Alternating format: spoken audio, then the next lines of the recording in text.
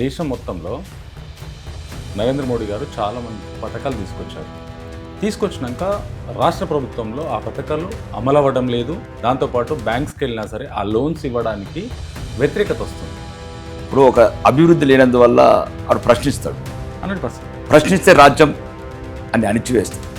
అణిచివేసినప్పుడు ఆవేశం, ఆవేదన నుంచి ఆవేశం పుట్టినప్పుడే ఆవేశం నుంచి అడవి కనబడుతుంది. అదే నక్సలిజం. చికాగో నగరాన చిందిన రక్తంలో తడిసిన ఎర్రగుడ్డ ఎట్లా చేరిందో రోళ్ళగడ్డ. బీజేపీ కార్యకర్తలు ఇంట్లో టిఫిన్ బాక్స్ తీసుకొని పార్టీ దగ్గర ఎలాంటి ఆశించకుండా సిద్ధాంతం కోసం పనిచేసే కార్యకర్తలు బీజేపీ కార్యకర్తలు.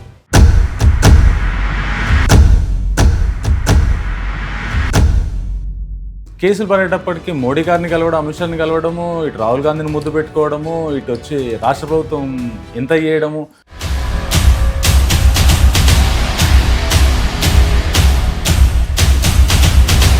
మీరు కూడా ఒక సినిమాలో హీరోగా చేసి మీరు కూడా సినిమా ఇండస్ట్రీతో వచ్చిన వాళ్ళే కదా.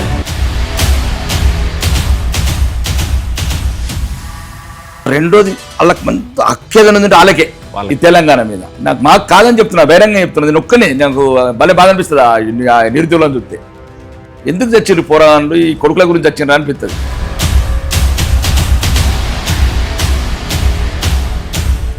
సాత్ మిలింగే, సాత్ రయింగే, సాత్ జీయింగే, సాత్ మరింగే. దిస్ ఇస్ ఆ రాకేష్ రెడ్డి సిద్ధాంత్. నరేంద్ర మోడీ గారు చాలా మంది పథకాలు తీసుకొచ్చినాక రాష్ట్ర ప్రభుత్వంలో ఆ పథకాలు అమలవ్వడం లేదు. దాంతోపాటు బ్యాంక్స్కి వెళ్ళినా సరే ఆ లోన్స్ ఇవ్వడానికి వ్యతిరేకత వస్తుంది.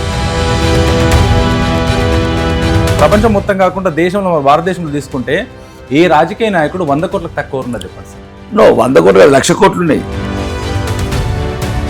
పథకాలనే పేర్లతో పథకాలు ముఖాల మీద కొట్టి పథకాలు ఆశ చూపించి జనాలను సోమరిపోతులు చేస్తుంది ఏ ప్రభుత్వం అంటారు?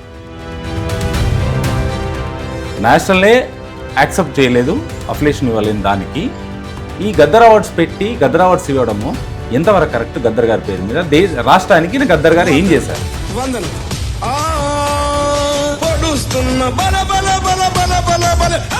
వాళ్ళు చేసిన ఒకరు ఈయన గురించి గైడ్ లైన్స్ తయారు చేయలేదు. 30 రాష్ట్రాల గురించి తయారు చేసిన గైడ్ లైన్స్ అవి చేయలేకపోతుందో రాష్ట్ర ప్రభుత్వం. ఇది చేతకంతనమా లేకుంటే కావద్దు అని చేయట్లేదా? అంటే వాళ్ళ యువకుల మీద చిన్న చూపు. ఈ రెచ్చగొడితే చాలు ఎన్నికలు వచ్చినప్పుడు. విడగొడుతుందంటారా, రెచ్చగొడుతుందంటారా, లేకుంటే ఆరిపోయిన మంటను గ్రామాల్లో కూడా చిచ్చు పెడుతుందంటారా? అసలు అదము చెప్పాలంటే చచ్చిపోతారు ఈ కాంగ్రెస్ వాళ్ళు.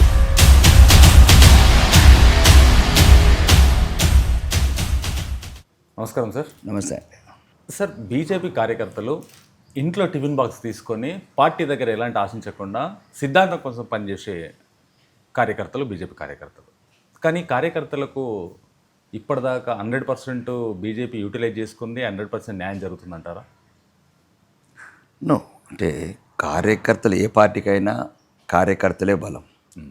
రెండోది భారతీయ జనతా పార్టీకి మాత్రం మొత్తానికి కార్యకర్తలే బలం. ఇది కమర్షియల్ పార్టీ కాదు, ఎవరి కుటుంబాల గురించి పెట్టుకున్న పార్టీ కాదు. ఈ దేశం గురించి, దేశ సంస్కృతి సాంప్రదాయాల గురించి, సనాతన ధర్మం ఒడిగట్టకుండా ఉండటానికి ఏర్పరిచిన ఒక ఆర్ఎస్ఎస్ భావజాలంలోకి వెళ్ళి వచ్చిందే భారతీయ జనతా పార్టీ. కాబట్టి కార్యకర్తలకు ఏదైనా న్యాయం జరుగుతుంది, ఏదన్నా అంటే ఓన్లీ ఒక్క దీంట్లోనే, భారతీయ జనతా పార్టీలోనే. ఓకే. లేకపోతే కర్ణుని తర్వాత స్టాలిన్ తర్వాత స్టాలిన్ కొడుకు ఇట్లున్నది. ఇట్లా కేసీఆర్ తర్వాత కేటీఆర్, ఇందిరాగాంధీ తర్వాత రాజీవ్ గాంధీ తర్వాత సోనియా గాంధీ తర్వాత రాహుల్ గాంధీ, ఇట్లుండదు పార్టీ. కార్యకర్త నిన్ననే చూడండి, తెలంగాణలో ఒక కార్యకర్త స్థాయి నుంచి వచ్చిన రామచంద్రరావు గారికి అధ్యక్ష పదవి ఇచ్చారు. ఒక మామూలు కార్యకర్త స్థాయి నుంచి వచ్చిన నరేంద్ర మోడీ గారికి ప్రధానమంత్రి పదవి ఇచ్చారు. అంటే ఈ ప్రపంచంలో ఏదైనా కార్యకర్తలకు న్యాయం జరిగే పార్టీ ఏదైనా ఉందంటే అది భారతీయ జనతా పార్టీ మాత్రమే. భారతీయ జనతా పార్టీలో. కానీ మొన్న సింధూర్ సందర్భంలో, సింధూర్ జరుగుతున్న ఇష్యూలో దేశం అంతటా రోహింగ్యాలని, పాకిస్తానీలని, వాళ్ళని వీళ్ళను తరిమి కొడుతున్నాం అన్నారు. కానీ మన హైదరాబాద్లో ఓల్డ్ సిటీ ప్రాంతంలో చాలామంది ఇప్పటివరకు 20 సంవత్సరాల నుంచి నివసిస్తున్న రోహింగ్యాలు చాలామంది ఉన్నారు. ఆల్మోస్ట్ ఒక 10,000 నుంచి 20,000 మంది ఫ్యామిలీస్ ఉన్నాయి, వాళ్ళకి ఆధార్ కార్డులు ఉన్నాయి, వాళ్ళ పిల్లలు ఇక్కడనే పుట్టారు, వాళ్ళకంత ఉన్నాయి. మరి వాళ్ళని ఎందుకు ఇప్పటిదాకా ఇక్కడి నుంచి మూవ్ చేయలేకపోతుంది దేశ ప్రభుత్వం అండ్ రాష్ట్ర ప్రభుత్వం? నో, మెయిన్ ప్రధానంగా ఏంటంటే రాష్ట్ర ప్రభుత్వ చేతుల్లో ఎక్కువ ఉంటుంది. అదే కేంద్రం ఎప్పుడు ఇన్వాల్వ్ కావాలో అప్పుడు ఇన్వాల్వ్ అవుతుంది. ఒకవేళ అదే అంటున్నాం కదా, మేము ఎంత కొద్ది ప్రయత్నం చేస్తున్నాం నేషనల్ సెక్యూరిటీస్ ఏజెన్సీ ద్వారా. అంతకంత ఇప్పుడు నీకు బాలనగర్లో 9,000 మంది ఉన్నారని ఎట్లా తెలిసింది? ఆ 9,000 మంది రోహింగ్యా ముస్లిమ్స్లకు ఇప్పుడు భారతీయత సర్టిఫికెట్ ఇస్తారని ఎట్లా తెలిసింది? మేము వచ్చిన తర్వాత, ఎన్ఐఏ వచ్చిన తర్వాత రాష్ట్ర ప్రభుత్వానికి ఇచ్చాము మేము. రోహింగ్యాస్ అధికారికంగా ఉన్నోళ్ళు వేరు, శరణార్థులు అనుకుందాం, టెంపరరీ ఉంటారో టెంపరరీ మేము రాగానే చూస్తాం. ఇంకెట్లయితే వేరే దేశాలు ఉపయోగిస్తున్నాయి వాళ్ళ దేశ భద్రత దృష్టి, అమెరికా లాంటి దేశాలు ఆ యాక్షన్ మేము తీసుకుంటాం. హైదరాబాద్లో, తెలంగాణలో అధికారంకి వచ్చిన తర్వాత. పాయింట్ 1 అంటే ఇప్పుడు ఆ లెక్కలన్నా, ఆ లెక్కలో జరుగుతున్న అక్రమాలన్నా అవన్నీ కేంద్ర ప్రభుత్వమే రాష్ట్ర ప్రభుత్వం దృష్టికి తీసుకొస్తుంది. నిన్ననే రాశారు ఆల్రెడీ జిహెచ్ఎంసీ అధికారులకు కానీ, ఇంక్వైరీ కానీ, అక్కడున్న బాలనగర్ లాంటి ప్రాంతాలలో ఇప్పుడు పుట్టే పిల్లలకు భారతీయత సర్టిఫికెట్ ఇస్తున్నారు, అవి సరిదిద్దండి, లేకపోతే ఈ దేశంలో ఉన్న భారతీయులకు ప్రమాదం వస్తుంది. భారతీయులు అంటే హిందువులు కాదు, భారతీయులు అంటే ముస్లిమ్స్, క్రిస్టియన్స్, హిందువులు అందరికి ప్రమాదం వస్తుంది. ఓకే, వాడు ఏ మతపుడైనా విదేశీయులు శరణార్థిగా ఉండాలి తప్ప దేశ సంపదను కొల్లగొట్టతందుకు పన్నాగాలు చేస్తే ఇది కరెక్ట్ కాదనేది భారతీయ జనతా పార్టీ ఉద్దేశం. అంతే, వేరే పార్టీలకు వేరే ఉద్దేశాలని. దేశం ఏమైనా పర్వాలేదు, ఎవరేమైనా పర్వాలేదు, దేశ సంపద ఏ దేశపు కొల్లగొట్టినా ఏం లేదని 8-6 కోట్ల మందిని అక్రమార్కులని ఈ దేశంలో జొప్పించిన చరిత్ర వేరే పార్టీలకు ఉంది.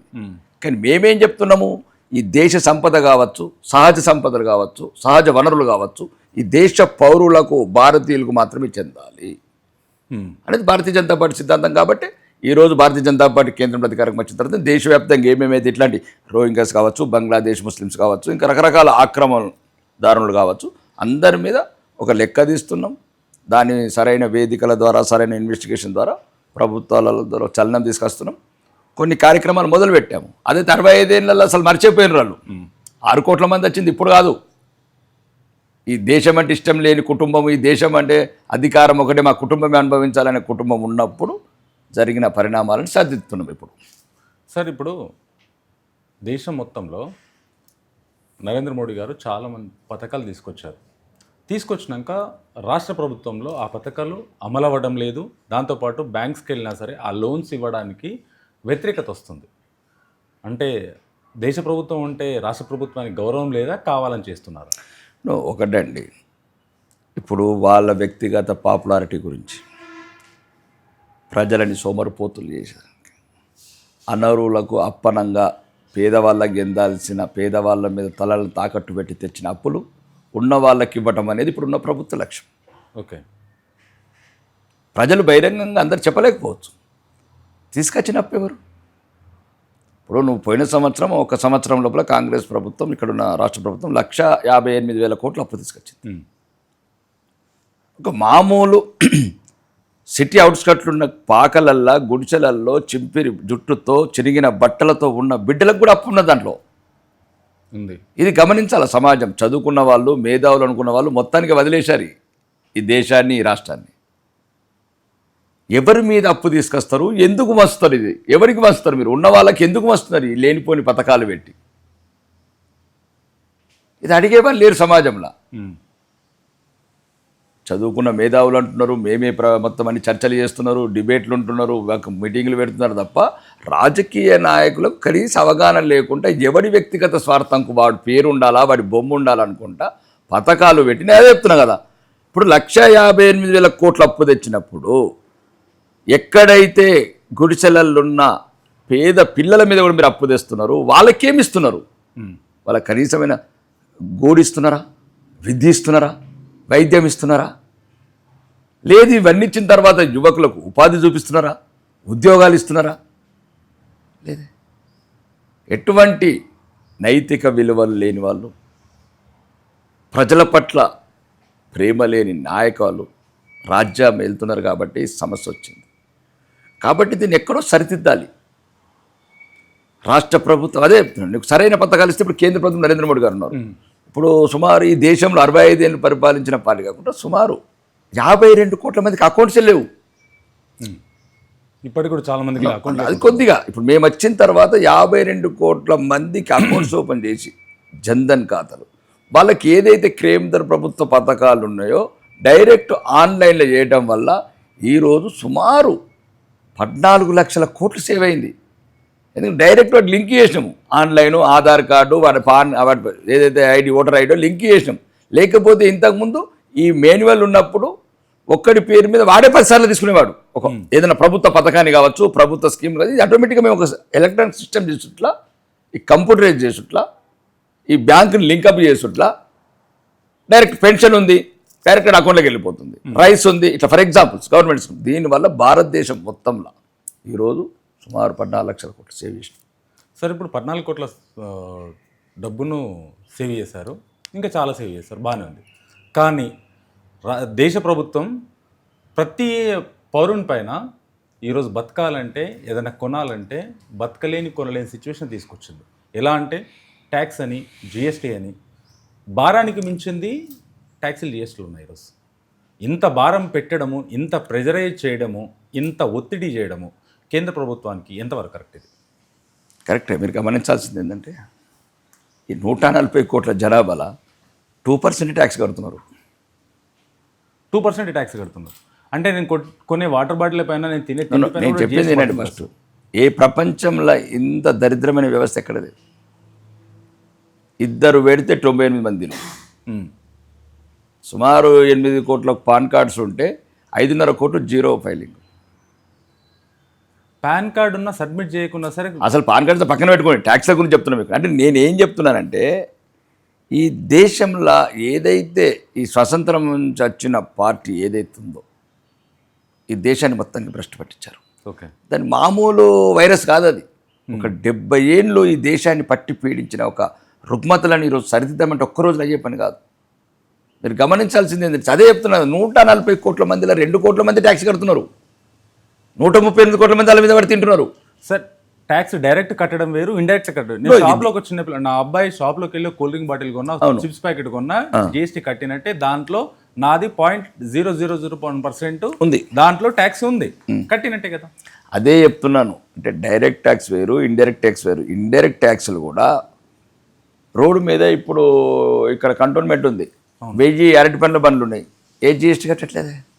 తీసుకొచ్చినప్పుడు హోల్సేలర్కి ఎవరైతే అమ్మేవాడి జిఎస్టీ పెడుతున్నారో, లిజర్ అరటి పండు అమ్మేవాడి బండికి ఏదైతే ఉందో లైసెన్స్ లేదు, అరటి పండుకు జిఎస్టీ లేదు, నువ్వు కొనేటప్పుడు నీకు జిఎస్టీ పడతలేదు. అట్లా ఈ దేశం మళ్ళీ మీకు విశాల భారతదేశం, ఈ దేశంలో మౌలిక వసతులు డెవలప్ కావాలి. 750 జిల్లాలు, 29 రాష్ట్రాలు, ఈ దేశ సైనిక అంటే మరి ఎట్లా మన రేపు ఏదైనా దేశం నుంచి యుద్ధం వచ్చింది అనుకుందాం, ఎక్కడికి వెళ్ళి తేవాలా? అంటే నార్మల్ జనాల పైన వేయడము ఎంతవరకు? నార్మల్ జనాలు కాదు, ఒకటే అండి, నార్మల్ జనాలకు రోడ్స్ వాడుతున్నారు, బస్సులు వాడుతున్నారు. నార్మల్ జనాలు అంటే ఇవన్నీ వాడుకుంటే ప్రపంచవ్యాప్తంగా ఒక భారతదేశంలో జరిగే వ్యవస్థ కాదు ఇది. ప్రపంచవ్యాప్తంగా మొత్తంగా అతి తక్కువ ట్యాక్సెస్ ఉన్నాయంటే ఇండియాలోనే. కానీ కామన్ పీపుల్ పైన, గరీబోర్డు పైన కూడా ట్యాక్సీ వసూలు చేయడం ఎంతవరకు? గరీబోర్డు భరించినంత ట్యాక్స్, గరీబోర్డు మర్సిడెస్ కారు కొంటలేడు, 28% ట్యాక్స్ కడతారు.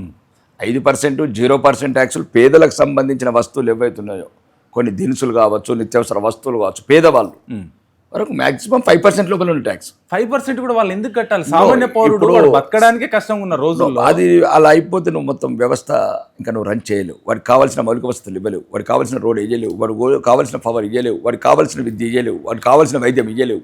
అంటే కానీ మీరు చెప్పిన దాంట్లో అర్థం లేదు. ఎందుకంటే మొత్తం అట్లా అవుతే ఇక వ్యవస్థను రన్ చేయలేదు. అలా కాదు, ఉన్నోళ్ళ దగ్గరనే బ్లాక్ మనీ, కోట్ల డబ్బు. ఇప్పుడు రాజకీయ దొంగతనాలు ఏం చేయలేదు. దేశంలో, ప్రపంచం మొత్తం కాకుండా దేశంలో, భారతదేశంలో తీసుకుంటే ఏ రాజకీయ నాయకుడు 100 కోట్లకు తక్కువ ఉన్నారు చెప్పండి సార్?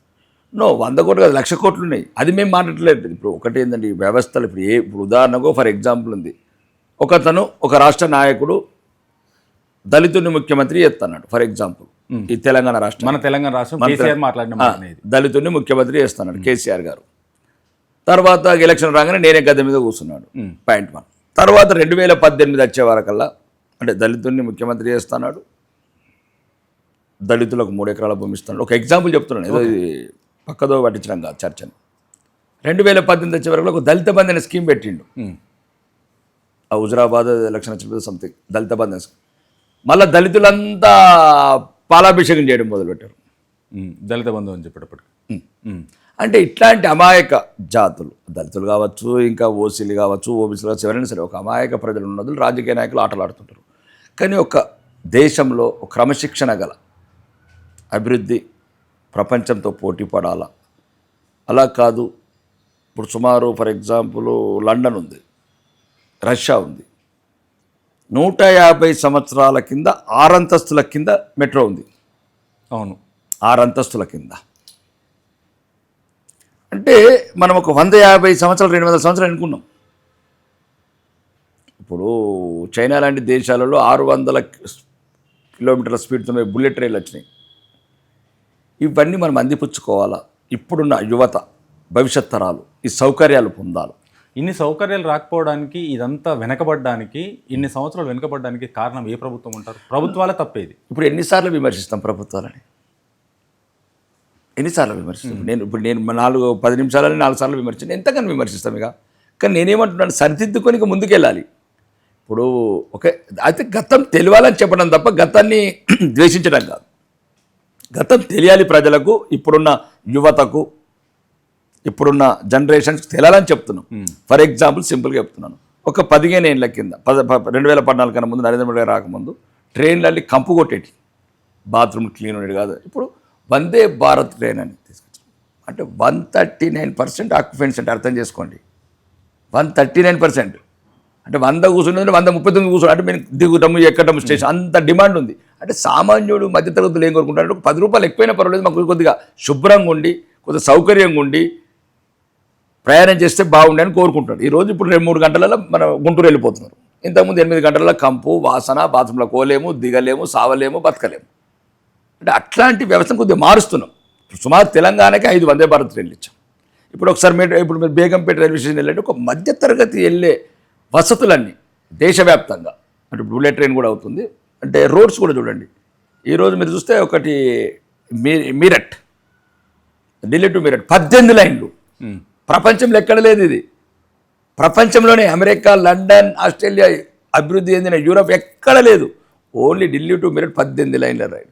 సార్, అభివృద్ధి వరకు చూసుకుంటే అభివృద్ధి ఓకే ఉందనుకోండి, ట్రైన్లు కానీ వీటికి అభివృద్ధి ఉందనుకోండి. కానీ జనాలని సోమరిపోతులు తయారు చేస్తుంది కేంద్ర ప్రభుత్వం కాదా? పథకాలనే పేర్లతో పథకాలు ముఖాల మీద కొట్టి, పథకాల ఆశ చూపించి జనాలను సోమరిపోతులు చేస్తుంది ఏ ప్రభుత్వం అంటారు? దేశ ప్రభుత్వమే కదా. నేను అదే చెప్తున్నాను. ఈరోజు ఒక్కసారి భారతీయ జనతా పార్టీ మేనిఫెస్టోలు చూడండి. ఎక్కడో ఒక చోట చిన్న తప్ప, అక్కడున్న స్థానిక పరిస్థితుల దృష్ట్యా తప్ప దేశవ్యాప్తంగా ఒక నిబద్ధతతో నిజాయితీగా ఏదన్నా మేనిఫెస్టో పెట్టేది, ప్రజలకు పథకాలు. ఈరోజు కూడా గమనించండి మీరు, కరోనా సమయంలో వచ్చినప్పుడు రేషన్ ఆ టైంలో, ఎందుకంటే మొత్తం దిగాలు పడిపోయిన ఈ దేశాన్ని ఒకసారి ఒక ఉత్సాహంగా చూపాలంటే ఆ రోజు మేము ఉచిత రేషన్ అనే పెట్టగలుగుతాం. ఇంకా ముద్రా లోన్స్, ఇంకా విశ్వకర్మ యోజన. మీరు మిగతా వాళ్ళన్నీ మీరు రోడ్లు తీసుకుంటే ఎత్తేయనట్టు రాష్ట్ర ప్రభుత్వాలు, కానీ కేంద్ర ప్రభుత్వం విశ్వకర్మ యోజన నువ్వు 1,00,000 తీసుకో, 1,00,000 కట్టిన తర్వాత నీకు 2 లక్షలు ఇస్తారు. 2 లక్షలు ఇచ్చిన తర్వాత మళ్ళీ 3 లక్షలు ఇస్తారు. ఫర్ ఎగ్జాంపుల్ ఎట్లా అంటే దాంట్లో ఒక ఏమంటారు, అతని నిజాయితీతో పాటు ఈ దేశం పట్ల నిబద్ధతతో ఉండడానికి అతనిలో ఒక. సార్, మీరు చెప్పిన కరోనా తర్వాత ఏదైతే ఉన్నాయో ఈ బాగానే ఉండే స్కీమ్లు, కానీ ఇప్పుడు మనం చూసిన కరోనా చూసుకుంటే బిఫోర్ కరోనా, ఆఫ్టర్ కరోనా వేరు. బిఫోర్ కరోనానేమో రేట్లు ఒకలాగా ఉండేది, ఆఫ్టర్ కరోనా రేట్లు 3 పెరిగాయి. చాలానే ఉన్నది బాగానే అయింది. ఈరోజు సామాన్యుడు ఒక 20,000 రూపాయల శాలరీ తీసుకుంటే బతకలేని సిచ్యువేషన్లో ఉన్న కండిషన్స్ ఇవి.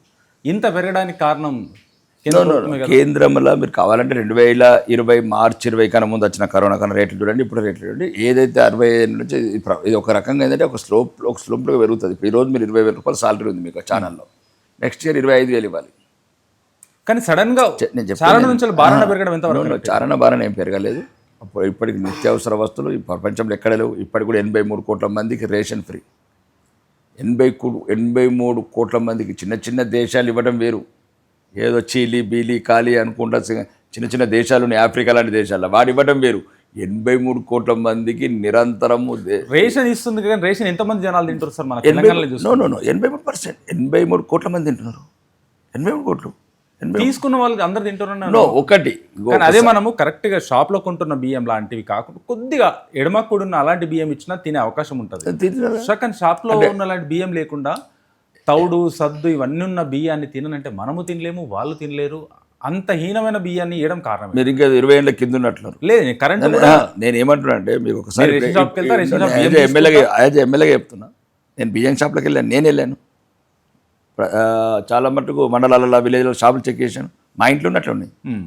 ఇంకా ఈ మధ్య రాష్ట్ర ప్రభుత్వం సన్న బియ్యం అంటే కేంద్ర ప్రభుత్వం 5 కిలోలు ఇస్తుంది, రాష్ట్ర ప్రభుత్వం 1 కిలో ఇస్తుంది.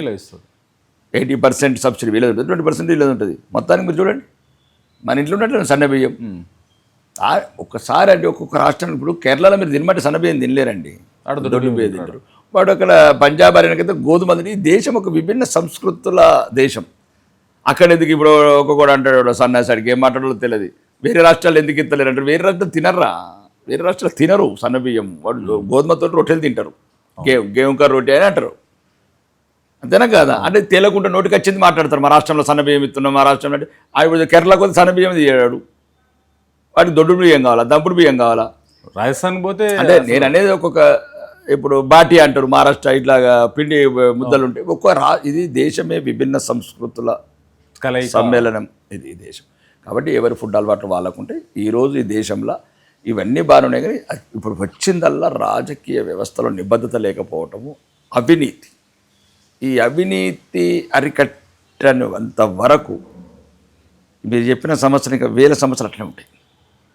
అంటే మరీ విచ్చలవిడితే అవినీతి. అవినీతిలో మొట్టమొదటి స్థానం చూసుకుంటే రాజకీయ నాయకులే. ఈ దేశానికి ప్రథమ ద్రోవులు రాజకీయ నాయకులే, రెండో ద్రోవులు బ్యూరోక్రాట్స్, ఓకే, మూడో ద్రోవులు ఒక వ్యవస్థలో ఉన్న ఈ వ్యవస్థని మేనేజ్ చేసేవాళ్ళు. ఆడు కాంట్రాక్టర్ కావచ్చు, ఆడు ప్రొఫెషన్ కావచ్చు.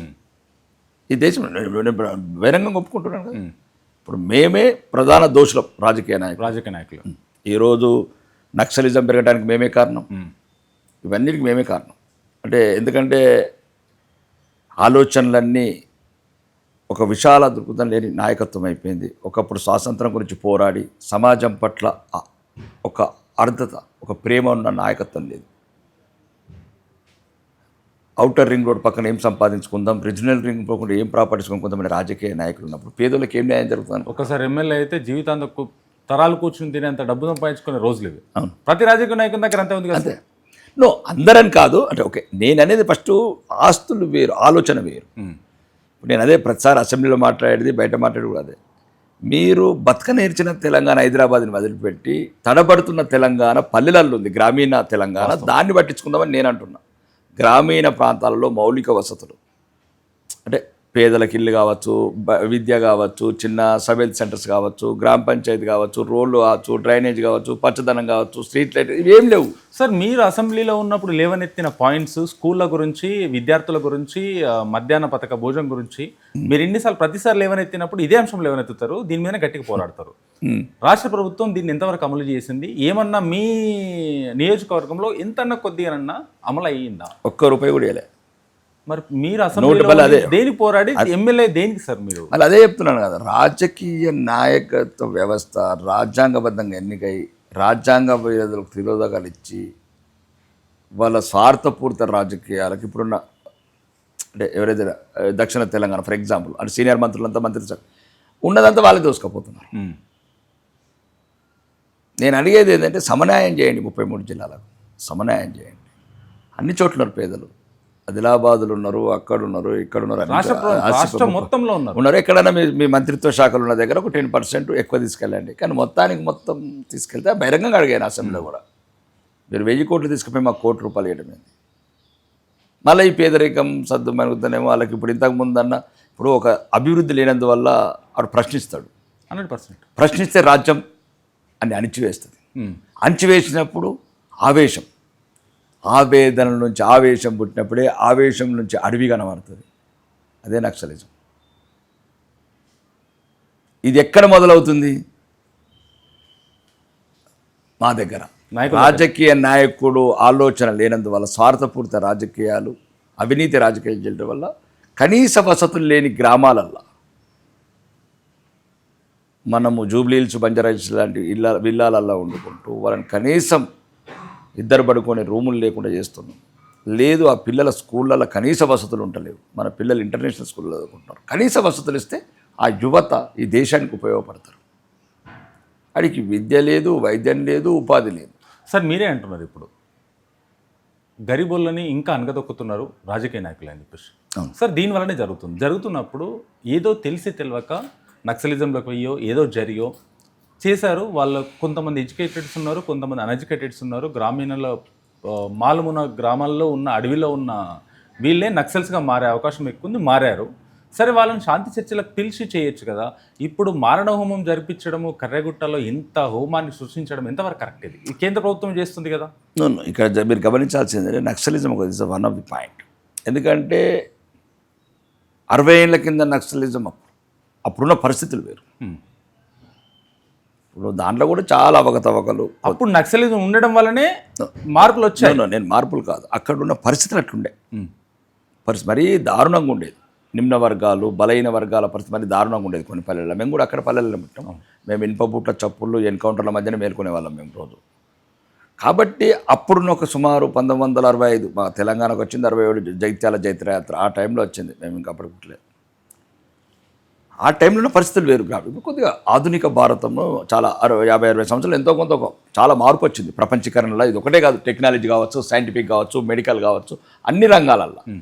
కాబట్టి ఇప్పుడు అవసరం తగ్గింది ఒకటి. ఇప్పుడు కూడా ఫర్ ఎగ్జాంపుల్ తెలంగాణలో తగ్గింది, బస్తర్ లాంటి ప్రాంతాల్లో. దాంట్లో ఒక ఆలోచన అప్పుడున్న బాలజీ. ఇప్పుడు ఏమైందంటే ఏ గ్రామీణ భారత్, ఏ పేదవాళ్ళ గురించి మీరు కొట్లాడుతున్నారు, వాళ్ళకు చెందాల్సిన హాస్పిటల్ వేలు చేయడం, వాళ్ళకున్న ప్రభుత్వ ఆఫీసులను వేలు చేయడం, లేదు వాళ్ళకున్న హాస్పిటల్ వేలు చేయడం, రోడ్లు ధ్వంసం చేయడం. ఇది మీరు ఏ జనాల గురించి పోయినారు? అడవిలకు ఏ జనాల గురించి అయితే పోయినరో ఆ జనాలకు చెందాల్సిన వసతులు మీరు ధ్వంసం చేస్తున్నారు ప్రభుత్వం మీద వ్యతిరేకతతో. కానీ మేమేమంటున్నామంటే ఇంకా అప్పుడున్న వ్యవస్థ వేరు, అది 1000-2000 అవినీతి ఉన్నది. ఇప్పుడు వీళ్ళు ఈ రాజకీయ నాయకులు, అధికారులు, కాంట్రాక్టర్లు వీళ్ళు దేశాన్ని దోచుకుంటున్నారు. అప్పుడేదో గ్రామీణ ప్రాంతంలో భూస్వామ్య వ్యవస్థ, ఆ వ్యవస్థ చిన్న చిన్నది అది. అంటే అప్పుడున్న భూమి గురించి, భుక్తి గురించి అదొక పోరాటం. అడికేదో అది ఈరోజు అట్లా కాదు, 1000 కోట్లు 1,00,000 కోట్లు కళ్ళ ముందు దోచుకుంటారు. వీళ్ళని కొడదామంటున్నా నేను. వీళ్ళని ఎట్లా కొట్టాలా అదే చెప్తున్నాను. మీరు రండి. ఇక్కడ సమాజంలో నిజాయితీ తగ్గింది, సమాజం మీద ప్రేమ తగ్గింది. ప్రతి ఒక్కోడు నాకేంటి నేనెంత దోసుకునే వ్యవస్థ తయారైనప్పుడు మీరు అడవులలో అసూలు ఎందుకు బతారు? పేదల మీద ప్రేమతోని, ఒక కమిట్మెంట్తోని, నిజాయితీతోని, ధైర్యంతోని, ఒక పేరు ఆశించకుండా, 1 రూపాయి ఆశించకుండా మీ ప్రాణాలని త్యాగం చేస్తున్నారు. కాబట్టి అది అవుట్డేటెడ్ అయింది. దయచేసి మీ అవసరం సమాజంకు ఉంది, మధ్యతరగతి ప్రజలకు ఉంది మీ అవసరం. మీరు రండి, అశోక్ నగర్ చౌరస్తాలో మీ తెలివిని ఉపయోగించండి. 100 మంది ఐఏఎస్ని తయారేయండి, 100 మంది ఐపీఎస్ని తయారేయండి. ఎవడైతే దుర్మార్గంలో లైసెన్స్డ్ రివాల్వర్తో కాలుతాం, ఇల్లీగల్ విపంతో కాల్చే బదులు లైసెన్స్డ్ ఆడబిడ్డలు నిలిచేసి ఎన్కౌంటర్ చేయొచ్చు. లైసెన్స్డ్ విపన్ అటు వాడతావా ఇటు వాడతావా, అది అవుట్డేటెడ్ అయింది. ఇప్పుడు సుమారు నేను ఒక అసెంబ్లీ గురించి చెప్తున్నాను. అసెంబ్లీలో గౌరవ ముఖ్యమంత్రి అన్నాడు ఏమని, నల్గొండలో ఉన్న దామన్చర్ల విద్యుత్ ప్రాజెక్ట్ నుంచి 8,500 కోట్లు అవినీతి జరిగిందని ఈ రాష్ట్ర ముఖ్యమంత్రి చెప్పిండు. మరి ఎట్లా వసూలు చేద్దాం? ఏమైనా వసూలు చేద్దాం? 8,500 కోట్లు ఎక్కడ జరిగింది అనేది తవ్వి తీయొచ్చు. నేను మళ్ళీ అంటున్నాను, అందరూ ఒకటే అయినరు. ప్రతిపక్ష పోడు ఒకటే, ఆడు ఒకటే, ఈడు ఒకటే, అధికారులు ఒకటే, అందరు ఒకటే అయినరు. పత్రికలు ఒకటే, అందరు కలిసిరు. కాబట్టి మీరు రండి, ఏదో ఒకటి చేద్దాం. ఈ సమాజంలో ఎంతో కొంత చేద్దాం. ఎట్లన్నా పానాలకు తెగించిపోతున్నారు, ఎట్లన్నా పానాలు పోతున్నాయి. ఆ పానాలు ఇట్లా సెట్ చేసిపోదాం అని నా అభిప్రాయం. అది వ్యక్తిగత అభిప్రాయం, నా వ్యక్తిగత అభిప్రాయం. సరే, మరి శాంతి చర్చలకు పిలిచి శాంతిగా చేయొచ్చు కదా. ఇప్పుడు సింధూర్ అన్నప్పుడు ఇక్కడ అన్నప్పుడు మన ప్రజలు అని చెప్పేసి వేరే దేశంలో ఉన్న వాళ్ళని కూడా ఫ్లైట్లలో కోట్లు ఖర్చు పెట్టి తీసుకొస్తున్నారు. వీళ్ళు కూడా మన రాష్ట్ర ప్రజలే కదా, మన దేశ ప్రజలే కదా. వీళ్ళు కూడా వీళ్ళని ఇంత హింసాత్మకంగా చంపడానికి కారణం ఏంది? ఎందుకు చంపాల్సిన అవసరం ఉంది కేంద్ర ప్రభుత్వం? మేము ఒకటే చెప్తున్నాను, ఈ విషయం మీద నేను క్లియర్గా ఇప్పటి 10 సార్లు చెప్పాను. ఒకటి, ఆ బిడ్డలు ఎవరో కాదు, మా భారతీయులు. వాళ్ళకున్న ఆశయంతో వెళ్ళారు. ఆచరణే లోపం తప్ప ఆశయం తప్పు కాదు. ఆ ఆశయమే ప్రజాస్వామ్యయుతంగా ఎన్నికైన ప్రభుత్వం చేస్తుంది. ఏ ప్రభుత్వమైనా చేయాలి. పేదవాడికి ఏదైతే వసతులు కావచ్చు, కూడు గుడ్డ నీడ ఉపాధి ఇవన్నీ చేయాలి. అది ప్రజాస్వామ్యయుతంగా ఏదైతే రాజ్యాంగబద్ధంగా ఉన్నదో చేయాలి. ఆ వసతుల గురించి వాళ్ళు పోయినరు. కానీ ఇప్పుడు మేమంటున్నామంటే ప్రజాస్వామ్యయుతంగా రండి. ఇప్పుడు ఒక కేసు పెట్టుకుని మనం కోర్టుకు పోయినాం. ఇప్పుడు కోర్టుకు పోయినప్పుడు నీకు ఒక లాయర్, నాకు ఒక లాయర్ అంటే మనం వెర్షన్ చెప్పగలగాలి. కాదు గన్ను పట్టుకొని కోర్టులో కూర్చుంటే ఇక చెప్పు న్యాయం అంటే చెప్తాం. ఆయుధాలు వదలండి అని చెప్పారు. ఫస్ట్ ఆయుధాలు వదలండి, మీరు సరెండర్ కండి. సమాజంలో కలిసిపోండి. ఇది ఒక్క రోజులు అయ్యేది కాదు. మీరు ఎప్పటి నుంచో సంవత్సరం తర్వాత ఇప్పుడు సుమారు 10,000 మంది లొంగిపోయారు. 10,000 మంది లొంగిపోయినా సరే నాయకులు అన్యాయం చేస్తున్నప్పుడు నేను అదే చెప్తున్నాను. కొందరు మేము బట్టిన కుందేలకు 3 కాళ్ళు, మేము ఎప్పటికైనా సరే ఈ రాజ్యాన్ని సిద్ధిస్తాము అని వాళ్ళకు ఊహలు, అంటే తప్ప ఒప్ప వాళ్ళు నిర్ణయించుకోవాలి. అది 70 సంవత్సరాలు ఇప్పుడు కొందరు, అంటే నాకు ఆ ఉద్యమం మీద బాగా అవగాహన ఉంది. మంచి ఒక డిఫరెంట్ పల్లెటూరులో పుట్టి పెరిగారు కాబట్టి ఐడియాలజీ కూడా నాకు నచ్చదు, ఆచరణ ఒకటి నచ్చదు నాకు. నేనేమంటానంటే దాంట్లో కూడా మేము చూసాం కదా చిన్నప్పుడు ఈ దొంగ మిలిటెంట్ సగం మంది ఉండేవాళ్ళు. విలేజ్లో బెదిరించుడు, సెటిల్మెంట్ చేసుడు, ఎట్లయితే ఇట్లా ఉంటారు కొంతమంది. ఇప్పుడు రాజకీయ బ్రోకర్లు ఉంటారు కొంతమంది సెటిల్మెంట్. అంతకుముందు మరి దారుణంగా ఉండే ఆడ మిలిటెంట్ వ్యవస్థ. వాళ్ళకేం అడవిలో ఉంటే తెలిసేది కాదు. వీడు వచ్చి అన్న అది చెప్పాడు, అన్న వీడిని తెమ్మన్నాడు, టక 10 మందిలో వాడికి ఇష్టం లేకపోతే వాడిని కొట్టడము, వాడిని నరకటము, వాడిని చంపటము. ఇప్పుడు ఒక నిమిషంలో చంపేసిపోతుంది. ఎంతోమంది అమాయకులను చంపిర్రు. మరి వాళ్ళ భార్య పిల్లలు ఇప్పుడు మీరు ఎన్నోసార్లు ఇంకా వాళ్ళే తప్పైందని లెటర్ రాశారు. వాళ్ళు ఇండైరెక్ట్ గా లోపల నుండి చేశారు, బయట రాజ్యాంగం నుండి రాజ్యాంగాన్ని అదే చెప్తున్నాను. రాజ్యాంగబద్ధంగా మన సమస్యలు పరిష్కరించడానికి ఈరోజు అవకాశాలు ఉన్నాయి. చాలామంది 90% లొంగిపోతున్నారు. ఏదైతే కొద్దిమంది వాళ్ళు పట్టుపడకుండా ఉన్నారో వాళ్ళని కూడా నిన్న కూడా చెప్పారు కేంద్ర మంత్రి అమిత్ షా గారు, రండి జనజీవన్ స్రవంతి में मिल जाओ, అదిమే जो చర్చా కరేగా చర్చ చల్తే रहेगा, లేకపోతే గన్నులు ఆడబెట్టుకొని ఆయుధాలు వదలకుండా చర్చలు అవుతుండే అని చెప్పాడు. ఓకే, దాన్ని మనం సంపూర్ణంగా ఇప్పుడు బహిరంగంగా కూడా మనం అప్పీల్ చేస్తున్నాం, ఇంతకుముందు చేసినాం. దయచేసి మీరు రండి, సమాజంలో రండి. సమాజం మీ పట్ల ప్రేమతో ఉంది. మీరు మా వాళ్ళు, మా బిడ్డలు, బంగారు భవిష్యత్తు ఉన్నవాళ్ళు. కాబట్టి మీరు మేము నాయకులలో కూడా రాజకీయ నాయకులు అందరూ చెడిపోలేదు. ఆఫీసర్లు మంచి వాళ్ళు ఉన్నారు, సమాజ శ్రోణులు ఉన్నారు, కవులు ఉన్నారు, కళాకారులు ఉన్నారు. మీరు మేము అందరం కలిసి ఇప్పుడున్న 21వ సెంచరీలో ఏదైతే ఆధునిక పద్ధతులలో మనం ఏ రకంగా మార్చగలుగుతాం ఒకటి, ఇది ఆలోచిస్తే ఆ సమస్య పోతుంది. కాబట్టి ముందు ఆయుధాలు వదిలి జనసేనతలు కండి, మాలాగానే ఎమ్మెల్యేలు కండి, లేదు కలెక్టర్లు కండి, లేదు ఎస్పీలు కండి, లేదు ఇంజనీర్లు కండి. మంచి ఇంజనీర్ అయితే కాళేశ్వరం కూలిపోదు. ఎందుకైతే అంటే సమాజంలో ఏమైతే ప్రతి ఒక్కరు ఇప్పుడు ఒక్కొక్క అధికారి దగ్గర 500 కోట్లు వస్తున్నది. ఏం చేస్తాం? నువ్వు ఒక గ్రామంలో 2 ఎకరాల దగ్గర ఒక చేతి నరికేసినారు నక్సలైట్లు, 3 ఎకరాలు 2 ఎకరాలు ఒడ్డు పంచాయతీ మీద కూడా చంపేసినారు. ఒడ్డు అంటే గెట్టు పంచాయతీ అంటారు. గెట్టు పంచాయతీలు కూడా చంపేశారు. గ్రామీణ ప్రాంతాలలో అనాథలు అయిపోయినాయి కొన్ని కుటుంబాలు. ఈరోజు 1000 కోట్లు 1,00,000 కోట్లు ఈ కొడుకులు కొడుతున్నారు. మరి వీళ్ళనోడు చంపాలా? నాయకులే కదా సార్. నేను అదే చెప్తున్నానండి. ఆ నిజాయితీ పరులైన వాళ్ళు వస్తే కొద్దిమంది మేధావులు, కొద్దిమంది కళాకారులు, కొద్దిమంది యాంకర్సు, ఎప్పటికి ప్రపంచం ఈరోజు ఒక్కరోజు మునిగేది కాదు, ఒక్కరోజులో వచ్చేది కాదు, 1000 సంవత్సరాలుగా వస్తుంది సమాజం. మనలాంటి వాళ్ళు, సమాజ స్పృహ ఉన్న వాళ్ళు, సమాజం మీద ప్రేమ ఉన్న వాళ్ళు ఒక టీమ్ ఏర్పడి ఈ ప్రజలకు న్యాయం చేద్దామని అంటున్నాను. సరే, ఇది ఇలా ఉంటే పద్మశ్రీ కోసం రాష్ట్ర ప్రభుత్వం గద్దర్ పేరు పైన పద్మశ్రీ అప్లై చేస్తే గద్దర్ పైన కేసులు ఉన్నాయి, పద్మశ్రీ ఇవ్వడం కుదరదని క్యాన్సిల్ చేసింది. క్యాన్సిల్ చేసిన దేశ ప్రభుత్వాన్ని పక్కన పెట్టి రాష్ట్ర ప్రభుత్వం ఏం చేసింది? గద్దర్ అవార్డ్స్ని తీసుకొచ్చింది. నేషనలే యాక్సెప్ట్ చేయలేదు, అఫిలియేషన్ ఇవ్వలేని దానికి ఈ గద్దర్ అవార్డ్స్ ఇవ్వడము ఎంతవరకు కరెక్ట్? గద్దర్ గారి పేరు మీద రాష్ట్రానికి గద్దర్ గారు ఏం చేశారు? నేను అనేది ఏంటంటే గద్దర్ గారిది అవార్డు పద్మశ్రీ అవార్డు అంటే ఇప్పుడు గైడ్లైన్స్ అది భారతీయ జనతా పార్టీ తయారు చేసిన గైడ్లైన్స్ కాదు. పద్మశ్రీ కావచ్చు, పద్మభూషణ్ కావచ్చు, పద్మభూషణ్ కాన్స్టిట్యూషన్లో అప్పుడున్న కొన్ని మేధావులు, ఇంటలెక్చువల్స్ సమాజంలో ఏదన్నా సేవ చేసిన వాళ్ళకు కొంత స్ఫూర్తిగా ఉండాలి భవిష్యత్ తరాలకు అని ఒక గైడ్లైన్స్ తయారు చేశారు. అవును, ఆ గైడ్లైన్స్లో ఫ్రేమ్ కాలేదు గద్దర్ అన్న.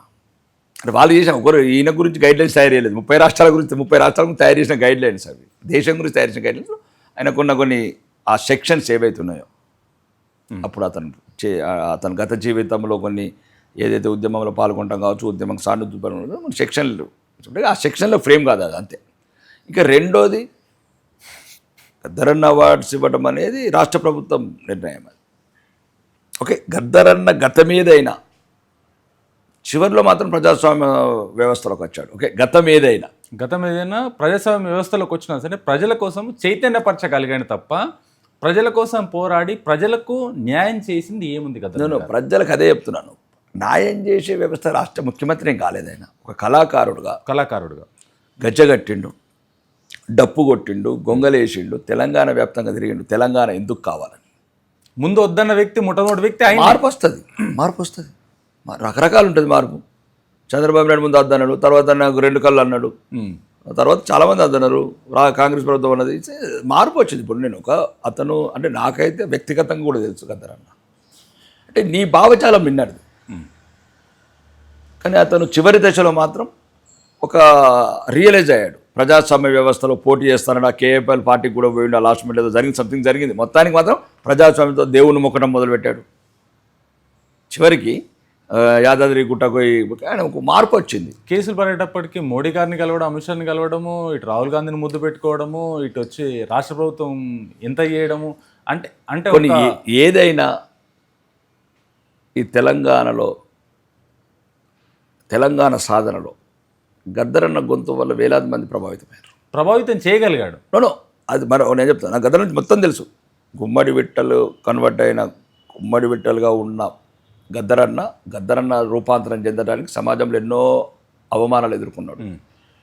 అంటే ఒక వ్యక్తి ఏ రకంగా తను అనుభవించాడు ఆ బాధని సమాజం పట్ల. ఇప్పుడు నాట్లేసి లచ్చుమమ్మ నడుము వంగిపోయినాదా లచ్చుమమ్మ అంటే కన్న తల్లిని చూసిన ఆ బాధ. కేసీఆర్ చూడలేదు, రాకేష్ రెడ్డి చూడలేదు, రేవంత్ రెడ్డి చూడలేదు. కాబట్టి సమాజంలో చాలా మార్పు వచ్చింది. ఓకే, కొద్దిగా అప్పుడున్న భావజాలంతో ప్రభావితమైన. ఇప్పుడు ఒకప్పుడు ఉండదండి. ఇప్పుడు మా రష్యా ఉన్నది, అప్పుడున్న పరిపాలన వేరు. చైనా ఉంది, అప్పుడున్న పరిపాలన వేరు. ఇప్పుడు మనం ఉంది, ఒకప్పుడు బ్రిటిష్ ఇండియా ఉండేది. సమాజంలో మార్పులు వచ్చినప్పుడు గద్దరన్నలో కూడా మార్పు వచ్చింది. గద్దరన్న మాత్రం మళ్ళీ నేను చెప్తున్నాను, గతం ఇప్పుడు ఒక వాల్మీకి ఉంటాడండి, వేటగాడు, దారి దోపిడిదారుడు, కానీ రామాయణం రాశాడు. ఆ రామాయణం ఇప్పటికి మనం వింటున్నాం. అదే రామాయణం అంటే మనిషి మారద్దని ఏం లేదు. గద్దరన్న చివరి సమయంలో మాత్రం ప్రజాస్వామ్య హక్కుల గురించి, పేదల గురించి ఎంతోమంది గలమిప్పాడు. ఆయనకున్నది గలమే. చైతన్యపరచగలిగిండు. ఎన్నో వేలు. మరి అట్లాంటి లక్షల మంది, కోట్ల మందిలో అతను ఒక్కడని నేను భావిస్తున్నా. నాకు వ్యక్తిగతంగా గద్దరంటే ఇష్టం, గద్దరన్న గజ్జ అంటే అని ఇష్టం, గద్దరన్న పాట అంటే ఇష్టం, గద్దరన్న మాట అంటే ఇష్టం. సరే, గద్దరన్న పేరు పైన చేసిన అవార్డుకు తెలంగాణ ప్రజలకు న్యాయం జరిగిందంటారా? ఇప్పుడు ఈ రాజకీయ నాయకులకు ఒకటే ఉందండి, తెలంగాణ పదము, తెలంగాణ రాష్ట్రం వాళ్ళ పదవుల గురించే కావాలా, కానీ తెలంగాణ వాళ్ళకి న్యాయం అంటే ఇదే కాదు, దేంట్లో న్యాయం జరగదు. దేంట్లో న్యాయం జరగదు? వ్యాపారాల్లో జరగదు, దేంట్లో జరగదు. ఇలా వ్యాపారాలు, ఇప్పుడు రాజకీయ నాయకుల వ్యాపారాలన్నీ వాళ్ళతోనే ఉంటాయి. మళ్ళీ పోతే మన మాట వచ్చిందంటే ఆంధ్రోడు అంటారు. రాజకీయంగా ఇట్లా మాట్లాడుకుంటారు. నేను గత మంత్రి ఒక ఆంధ్రోడు అంటున్నాడు, పత్రికలను కూడా ఆంధ్రోడు తెలంగాణ అంటారు. అమెరికా కూడా పెడితే ఏం కాదు. కాబట్టి ఇదంతా రాజకీయ వైషమ్యాలు, ప్రజల మధ్యలో వైషమ్యాలు, రాజకీయ పబ్బం గడుపుకోవడం తప్ప తెలంగాణకు నేను ఈరోజు కూడా చెప్తున్నాను, ఈ పాలసీ కరెక్ట్ కాదంటున్నాను. తెలంగాణ కళాకారులకు సబ్సిడీ ఇవ్వండి, వాళ్ళకు స్టూడియో కట్టండి అని చెప్పాను. నేను చెప్పాను రవీంద్రబాద్ ఎమ్మెల్యే కాగానే. అవును, వాళ్ళకి మొత్తం ఒక కోటి రూపాయలలో 50 లక్షలు ఫిక్చర్ తీసుకుని వచ్చేట్టు చేయండి, ఒక స్టూడియో వీడియో కట్టండి. ఫ్యూచర్ సిటీ, కాకరకాయ సిటీ అని ఎన్నో సిటీలు అంటున్నావు కదా, ఒక ఫిలిం సిటీ తెలంగాణ అన్నాను. ఎన్నొద్దులు మహేష్ బాబుని ముద్దించుకోవాలా, ఎన్నొద్దులు జూనియర్ ఎన్టీఆర్కి జయగొట్టాలా, మేము పులదండలేయాలా. తెలంగాణ యువతని ఎంతో కొంత సినిమా రంగంలో ప్రోత్సహించండి. మంచిగా మా దగ్గరికి రండి. లంబాడి బిడ్డలు, మా తాండాలు 22 తాండాలు ఉన్నాయి. అండ్ మహేష్ బాబు పనికిరాడు, జూనియర్ ఎన్టీఆర్ వాళ్ళ ముంగట, అలాగ అసిస్టెంట్ కూడా పనికిరారు వీళ్ళు. మా తెలంగాణ బిడ్డలు అంత అందంగా, అపురూపంగా, 6 అడుగులు, అజానుబావులు, దేశంలో ఏ హీరో పనికిరాడు, ఏ షారుఖ్ ఖాన్ పనికిరాడు, అమీర్ ఖాన్ పనికిరాడు. కాబట్టి రాష్ట్ర ప్రభుత్వం కూడా వాళ్ళకి సరైన ప్రోత్సాహం ఇవ్వాలి. వాళ్ళకి సరైన ట్యాక్సెస్లో కానీ, దాంట్లో కానీ ఒక స్టూడియో కానీ, కొద్దిగా ఏదైతే ఆల్ ఎక్విప్మెంట్, ఒక రికార్డింగ్ స్టూడియో కానీ. ఇప్పుడు జూనియర్ ఎన్టీఆర్, మహేష్ బాబు, నాగార్జున ఏమున్నదండి, 1000 కోట్లు ఉన్నది, ఏదైనా చేసుకుంటారు, ఎక్కడైనా చేసుకుంటారు. తెలంగాణ వచ్చింది ఎందుకు అంటే ఏ రకంగా మనం వాళ్ళని ప్రోత్సహించాలా, ఏ రకంగా సినిమాలు తీయాలా. ఉదాహరణకు తెలంగాణ వాడు ఉన్నాడు, వాడు పిక్చర్ తీస్తే ఇప్పుడు రామప్ప టెంపుల్, లక్నవరం టెంపుల్తో 50% సబ్సిడీ ఇచ్చేయండి. నీకు లక్నవరము, రామప్ప టెంపుల్ టూరిజంగా నీకు ప్రమోషన్ కావాలంటే సినిమాల్లో కాని రావాలి కదా. వాడేమో 60 ఏళ్ళు గోదావరి ఆ అంక ఈ అంక ఎదురులంక అనుకుంటే వాళ్ళు తీసుకుంటారు. ఇంకా తెలంగాణ వచ్చి 11 నీ అంకలు ఎప్పుడు చూపిస్తావు? ఆదిలాబాదు, ఓయలు, నిజామాబాదు, సోయగలు ఇవన్నీ ఎప్పుడు చూపిస్తారు మీరు? అంటే ఈ రాజకీయ నాయకులు కదా, అది ఏం లేదండి. మీరు కూడా ఒక సినిమాలో హీరోగా వేసి, మీరు కూడా సినిమా ఇండస్ట్రీ నుంచి వచ్చిన వాళ్ళే కదా. నేను సినిమా ఇండస్ట్రీ కాదు, అది ఎప్పుడు అంటే అప్పుడు అయ్యాను. అది ఒక గతం లేగానే నాకు అది సరిపడలేదు, అప్పట్లో సరిపడకు వచ్చేసాను. నేనేమంటున్నానంటే ఇప్పుడు తెలంగాణ సాధించుకున్నది. ఇప్పుడు నిన్న విద్యార్థులు వచ్చారు, అక్కడ ఉంటే విద్యార్థులకు చెప్పాను, అస్సలు నిజంగా తెలంగాణ మీద ప్రథమ హక్కు ఉన్నదంటే కల్వకుంట్ల కుటుంబంకో, రాకేష్ రెడ్డికో, రేవంత్ రెడ్డికి కాదు. ప్రథమ హక్కు ఏదైనా ప్రథమ పంపిణీ ఏదైనా ఉందంటే విద్యార్థులు, నిరుద్యోగులకు ఉంది. అగ్ని గుండం చేసినారు ఆ బిడ్డలు, ఆత్మర్పణ చేసుకున్నారు ఆ బిడ్డలు, గొంతులు కోసుకున్నారు బిడ్డలు. ఇప్పటివరకు వాళ్ళకి న్యాయం జరగదు. అసలు న్యాయం జరగదు, మరీ ఎక్కువ న్యాయం జరుగుతుంది వాళ్ళకు. దాంట్లో నేను కూడా ఒక మోసం చేసినారు. ఇది అమాయక జాతి, అమాయక బిడ్డలు ఇల్లు. ఆదిలాబాద్ గిరిజన తండ్రులకి వెళ్ళి వచ్చి, నిజామాబాద్ లంబాడి తండ్రులకి వెళ్ళి వచ్చి, వరంగల్ గుడిసెలకి వెళ్ళి వచ్చిన బిడ్డలు ఈరోజు నిరుద్యోగంతో చచ్చిపోతుంటే 65 ఏళ్ళ ఎక్స్టెన్షన్ చేస్తారు ఈ పనికిరాని వాళ్ళు. వాడికి షుగరు బీపీ నడరాదు, వాడిని వండవి అని ఇంకా చెయ్యరు. 70 ఏళ్ళ కొంచెం ఉద్యోగాలు అంటే ఉంచి యువతని నిర్వీర్యం చేయండి. అసలు పనికొచ్చేటువంటి ఏమంటున్నారు 2,50,000 ఉద్యోగాలు, మీ 1,000 కోట్ల స్కీములు పెడతారు. అవి అంటే అన్నిటికీ డబ్బు వస్తుంది, టిక్కు టిక్కు టిక్ అని ఎత్తున్నామంటారు ఓట్ల రాజకీయాలు. మరి ఈ బిడ్డలు ఎవరైనా దచ్చిండా? ఈ రాజకీయ నాయకుల బిడ్డలు ఎవరైనా దచ్చిండ్రా? ఈ విద్యార్థులు ఆత్మహత్యలు చేస్తున్నారు దేనికి తీసుకున్నారు వీళ్ళు? ఉద్యోగాల గురించి. కానీ ఎట్లన్నా అప్పు తెస్తున్నావు కదా, ఇక పిల్లలకు 1,00,000 కోట్లు తెద్దాం ఎక్క. ఇది యువ తెలంగాణ చేద్దాం, ఇది నవ తెలంగాణ చేద్దాం, ఇది ఇట్లా ఉద్రేక తెలంగాణ చేద్దాం. నడరానోని, కూలవాడోని, కళ్ళు కానరానోని, చెవులిని రాను ఆ గవర్నమెంట్ ఆఫీసర్లు ఉంస్తారా? ఎక్స్టెన్షన్ చేస్తారా? సగం మంది చెవులిని రావు, సగం మందికి వాళ్ళకు పెన్ను పట్టుకుంటూ వస్తుంది ఇప్పటిదాకా. వాళ్ళు ఇంకా అంటే ఎమ్మెల్యే గారు ఇట్లా మాట్లాడు 62 ఏళ్ళకి ఎక్స్టెన్షన్ చేసినందుకు. అంతే 35 ఏళ్ళు అయిపోయింది, ఆయన కుటుంబం సెటిల్ అయిపోయింది, బాగా ఇంటికాడ కృష్ణారామ అనుకొని.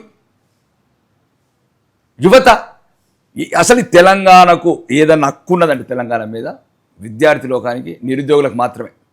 ఇది నేను బహిరంగంగా చెప్తున్నా. ఎవరు చచ్చిండండి? ఇసాక్ రెడ్డి గొంతు కోసుకున్నాడు, శ్రీకాంత్ సార్ తగలబెట్టుకున్నాడు, స్వర్ణక్క రైలు పట్టాలకి తలబెట్టింది. దేనికి ఇల్లు చచ్చింది? రేవంత్ రెడ్డి ముఖ్యమంత్రి గురించా? కేటీఆర్కి ఐటీ మంత్రి ఇచ్చి, ఇండస్ట్రీస్ మినిస్టర్ ఇచ్చి మొత్తము యువరాజులాగా షోలు అవుతుందిగా ఏంది? లేకపోతే రాకేష్ రెడ్డి లాంటి వాళ్ళకి ఎమ్మెల్యే పదవి రాతుందిగా బిడ్డలు చచ్చింది. కాబట్టి ఏ రాజకీయ నాయకుడైనా, ఏ పార్టీ అయినా సరే, అది మజ్లిస్ కావచ్చు, బీజేపీ కావచ్చు, అందరికీ అప్పీల్ చేస్తున్నారు 119 మంది ఎమ్మెల్యేలు. దయచేసి అందరం కలిసి ఒక తీర్మానం చేద్దాం. ముందు 2,50,000 మంది ఉద్యోగాలు భర్తీ చేద్దాం. అన్ని మంది పెట్టండి. దొంగ చేయలేకపోతుందో రాష్ట్ర ప్రభుత్వం ఇది చేతకంతనమా లేకుంటే కావద్దు అని చేయట్లేదా? అంటే వాళ్ళ యువకుల మీద చిన్న చూపు. ఈ రెచ్చగొడితే చాలు ఎన్నికలు వచ్చినప్పుడు. అంటే నేననేది ఏంటంటే, నాకు ఒకటి బాధ, యువత మీద మాత్రం బాగా బాధ ఉంది. ప్రపంచం మొత్తంలో యువత ఎక్కువ ఉన్నది మన భారతదేశంలోనే. అదే కాదు, ఈ తెలంగాణకు ప్రాణాలు అర్పించింది ఆ యువతనే. అవును, అదే బాధ నాకు. ఎందుకంటే వాళ్ళు మెయిన్ ఉద్యోగాలు వస్తేనే చచ్చారు బిడ్డలు.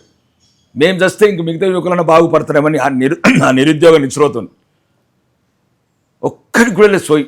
ఏమని అంటే ఇట్లా మళ్ళీ భాష ఎటో పోతుంది. అది నాకు ఏమైతుంది? 2,00,000 మంది ఉద్యోగాలు భర్తీ సత్తారా? ఏం చేస్తారు? 1,000 కోట్లు అప్పు తెస్తున్నారు, 1,000 కోట్లు. ఇగో టిక్కు టిక్కు ఎత్తున్నాం, పిక్కు ఎత్తున్నాం. 1,000 కోట్లు చేస్తే దాంట్లో 70% నాయకుల వెనకాల. నాకు అది కాదండి నా బాధ అంతా, యువత బాధ అంతా. యువత రెండోది వాళ్ళకి మంచి అక్కేదనుందంటే వాళ్ళకే, ఈ తెలంగాణ మీద. మాకు కాదని చెప్తున్నా, బహిరంగంగా చెప్తున్నా. నేను ఒక్కనే, నాకు భలే బాధ అనిపిస్తుంది ఆ నిరుద్యోగులను చూస్తే. ఎందుకు చచ్చిండ్రు పోరాళ్ళు, ఈ కొడుకుల గురించి చచ్చిండ్రు అనిపిస్తుంది. కొద్దిగా ఉండాలండి. ఇప్పుడు ఏ ప్రభుత్వాల గురించి మాట్లాడట్లేదు. 2013లో గ్రూప్ అని ఉద్యోగం వేయలేదు 10 ఏళ్ళు ఆ ప్రభుత్వం. ఇప్పుడు వీళ్ళు ఏదో పాత టిక్కు టిక్ అనుకుంటూ ఇచ్చుకుంటా, మేము జాబ్ క్యాలెండర్, అది ఎటుపోయిందో జాబ్ క్యాలెండర్, ఈ నెల క్యాలెండర్ ఏంటి అసలు? ఓకే, 119 మంది ఎమ్మెల్యేలు ఒక్కటై ఫస్ట్ ఈ యువతకే ఇక్కడ హక్కు ఉన్నది కాబట్టి ఫస్ట్ ఆ 2,00,000 ఉద్యోగాలు భర్తీ చేయండి.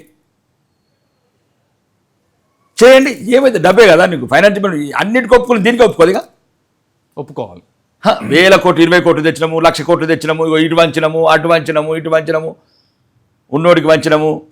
రాకేష్ రెడ్డికి 100 ఎకరాలు ఉంటే 100 ఎకరాలు వంచినాము.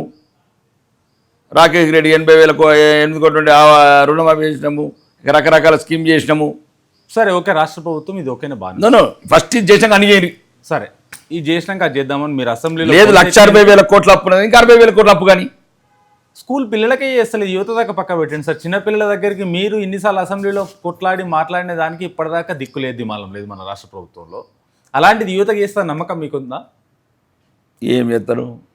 ఇప్పుడు మాకు ఇన్ఛార్జ్ మంత్రి నక్సలైట్లోకి వెళ్ళి వచ్చింది. ఆ నక్సలైట్ నేపథ్యం ఏందో, ఒక దళితుల హాస్టల్ ఓపెన్ చేయనిది ఏమనంటే నక్సలైట్లోకి వెళ్ళి వచ్చినమంటారు. ఇది సమాజం అంటారు.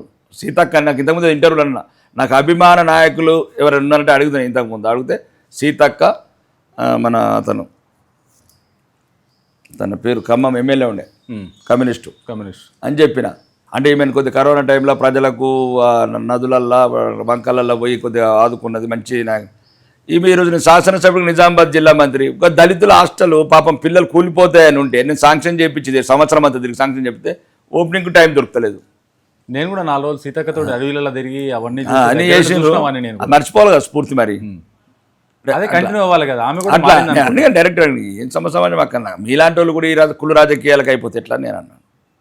లేదన్నా స్థానికంగా ఉన్న సమస్యలు అందరు అట్లనే కాంప్రమైజ్ అయితే ఇట్లా దరిద్రం పడుతుంది. మాకు ఒక ఆదర్శంగా ఉండే సీతక్క లాంటి నాయకులు కూడా ఈ రకంగా కుళ్ళు రాజకీయాలకు ప్రభావితం అవుతే ఇంకెవడు ఉంటాడు వాళ్ళ గురించి. ఒక దళితుల హాస్టల్ ఓపెన్ చేయకపోతే మరి ఏ దళితుల గురించి పోరాటం చేసి అడవిలోకి పోయినావు నువ్వు? ఎందుకు ఓపెన్ చేయండి? ఏ ఆదివాసులకు ఎందుకు ఓపెన్ చేయనట్లే సీతక్క? ఏమో ఒక సమయం వచ్చినప్పుడు మళ్ళీ ఆమె ప్రతిపక్షంలో పోయినప్పుడు అడుగుతా. ఇప్పుడు అధికారం ఉన్నది కాబట్టి అడిగినా ఆమె ప్రతిపక్షంలో పంపించే బాధ్యత తీసుకుంటాను. ఈ ప్రభుత్వం పంపించే బాధ్యత 100% మొత్తం ఈ ప్రభుత్వాన్ని ప్రతిపక్షంలో పంపించేదాకా విశ్రమించేది లేదు. కంకణం కట్టుకున్నారు. కంకణం ఏముంటుంది? ప్రతిపక్షంగా మా బాధ్యత మా పార్టీని అధికారం తీసుకురావడం. ఇంకా కొద్దిగా ఇట్లాంటి అవమానాలన్నీ మాకు ఒక ప్రేరేపణ, ఇలా తొందరగా దించేది ఇంకా బాగుంటుందని. ఇంకా బాగుంటుంది. దేవుని అయితే కోరుకుంటున్నా ఈ వారం రోజుల ప్రభుత్వం పడిపోవాలని. తప్పేముంది? నన్ను అవమానించిన ప్రభుత్వం ఉండొద్దు అనుకుంటున్నా, నన్ను అవమానించిన మంత్రులు ఉండొద్దు అనుకుంటున్నా. తప్పేముంది? వాస్తవం. ఇప్పుడు మీ వ్యక్తిగత భావజాలానికి మీ వ్యక్తిగత దానికి ఎవరడ్డు చెప్పారు? అడ్డేమున్నది? నేను ఒక ఎమ్మెల్యేగానే చెప్తున్నా, మమ్మల్ని అవమానించిన మీరు మీ ప్రభుత్వము ఆ దేవుని మనస్ఫూర్తిగా కోరుకుంటున్నా వీళ్ళని తొందరలో పడిపోవాలని. మమ్మల్ని గౌరవించని మీరు ఉంటే ఎంత లేకపోతే ఎంత? అంతేనా కాదా? మమ్మల్ని గౌరవించి నువ్వెంటే ఎంత లేకపోతే ఎంత? అంతే కదా. మీ మంత్రుల శాఖలు కూడా ఓలని కోరుకుంటున్నా. అంటే శాపన పెట్టేస్తారా వీళ్ళకి? మమ్మల్ని శాపనార్థం పెడుతున్నారు కదా. మేము కూడా గెలిచాం కదా. ములుగు రోడ్లే తామే గెలిచింది, జూపల్లి కొల్లాపూర్లో ఉంటే ఆయనే గెలిచిండు, ఆర్మూర్ రోడ్లు అయితే నేను గెలిచిన. అంతే కదా. మా ప్రజలకు నిధులు వద్దు, మా ప్రజలకు గౌరవం వద్దు, ఇట్లాంటి పద్ధతులు కరెక్ట్ కాదు ప్రజాస్వామ్యానికి. అది నేను చెప్పదలుచుకుంటున్నా. ముఖ్యమంత్రి గారికి చెప్పదలుచుకుంటున్నా, మహేష్ కుమార్ గారికి చెప్పదలుచుకుంటున్నా, అందరికీ చెప్పదలుచుకుంటున్నా, వీలైతే రాహుల్ గాంధీకి కూడా చెప్పదలుచుకుంటున్నా.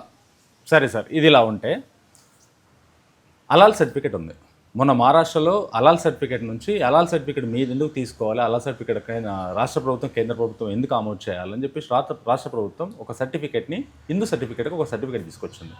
ఈ అలాల్ సర్టిఫికేట్ని మన రాష్ట్రంలో ఎందుకు చేంజ్ చేయలేకపోతుంది? అలాల్ సర్టిఫికేట్ ఇప్పటి వరకు ప్రతి దగ్గర అలాల్ సర్టిఫికేట్ కంటిన్యూగా ఎందుకు చేస్తున్నారు?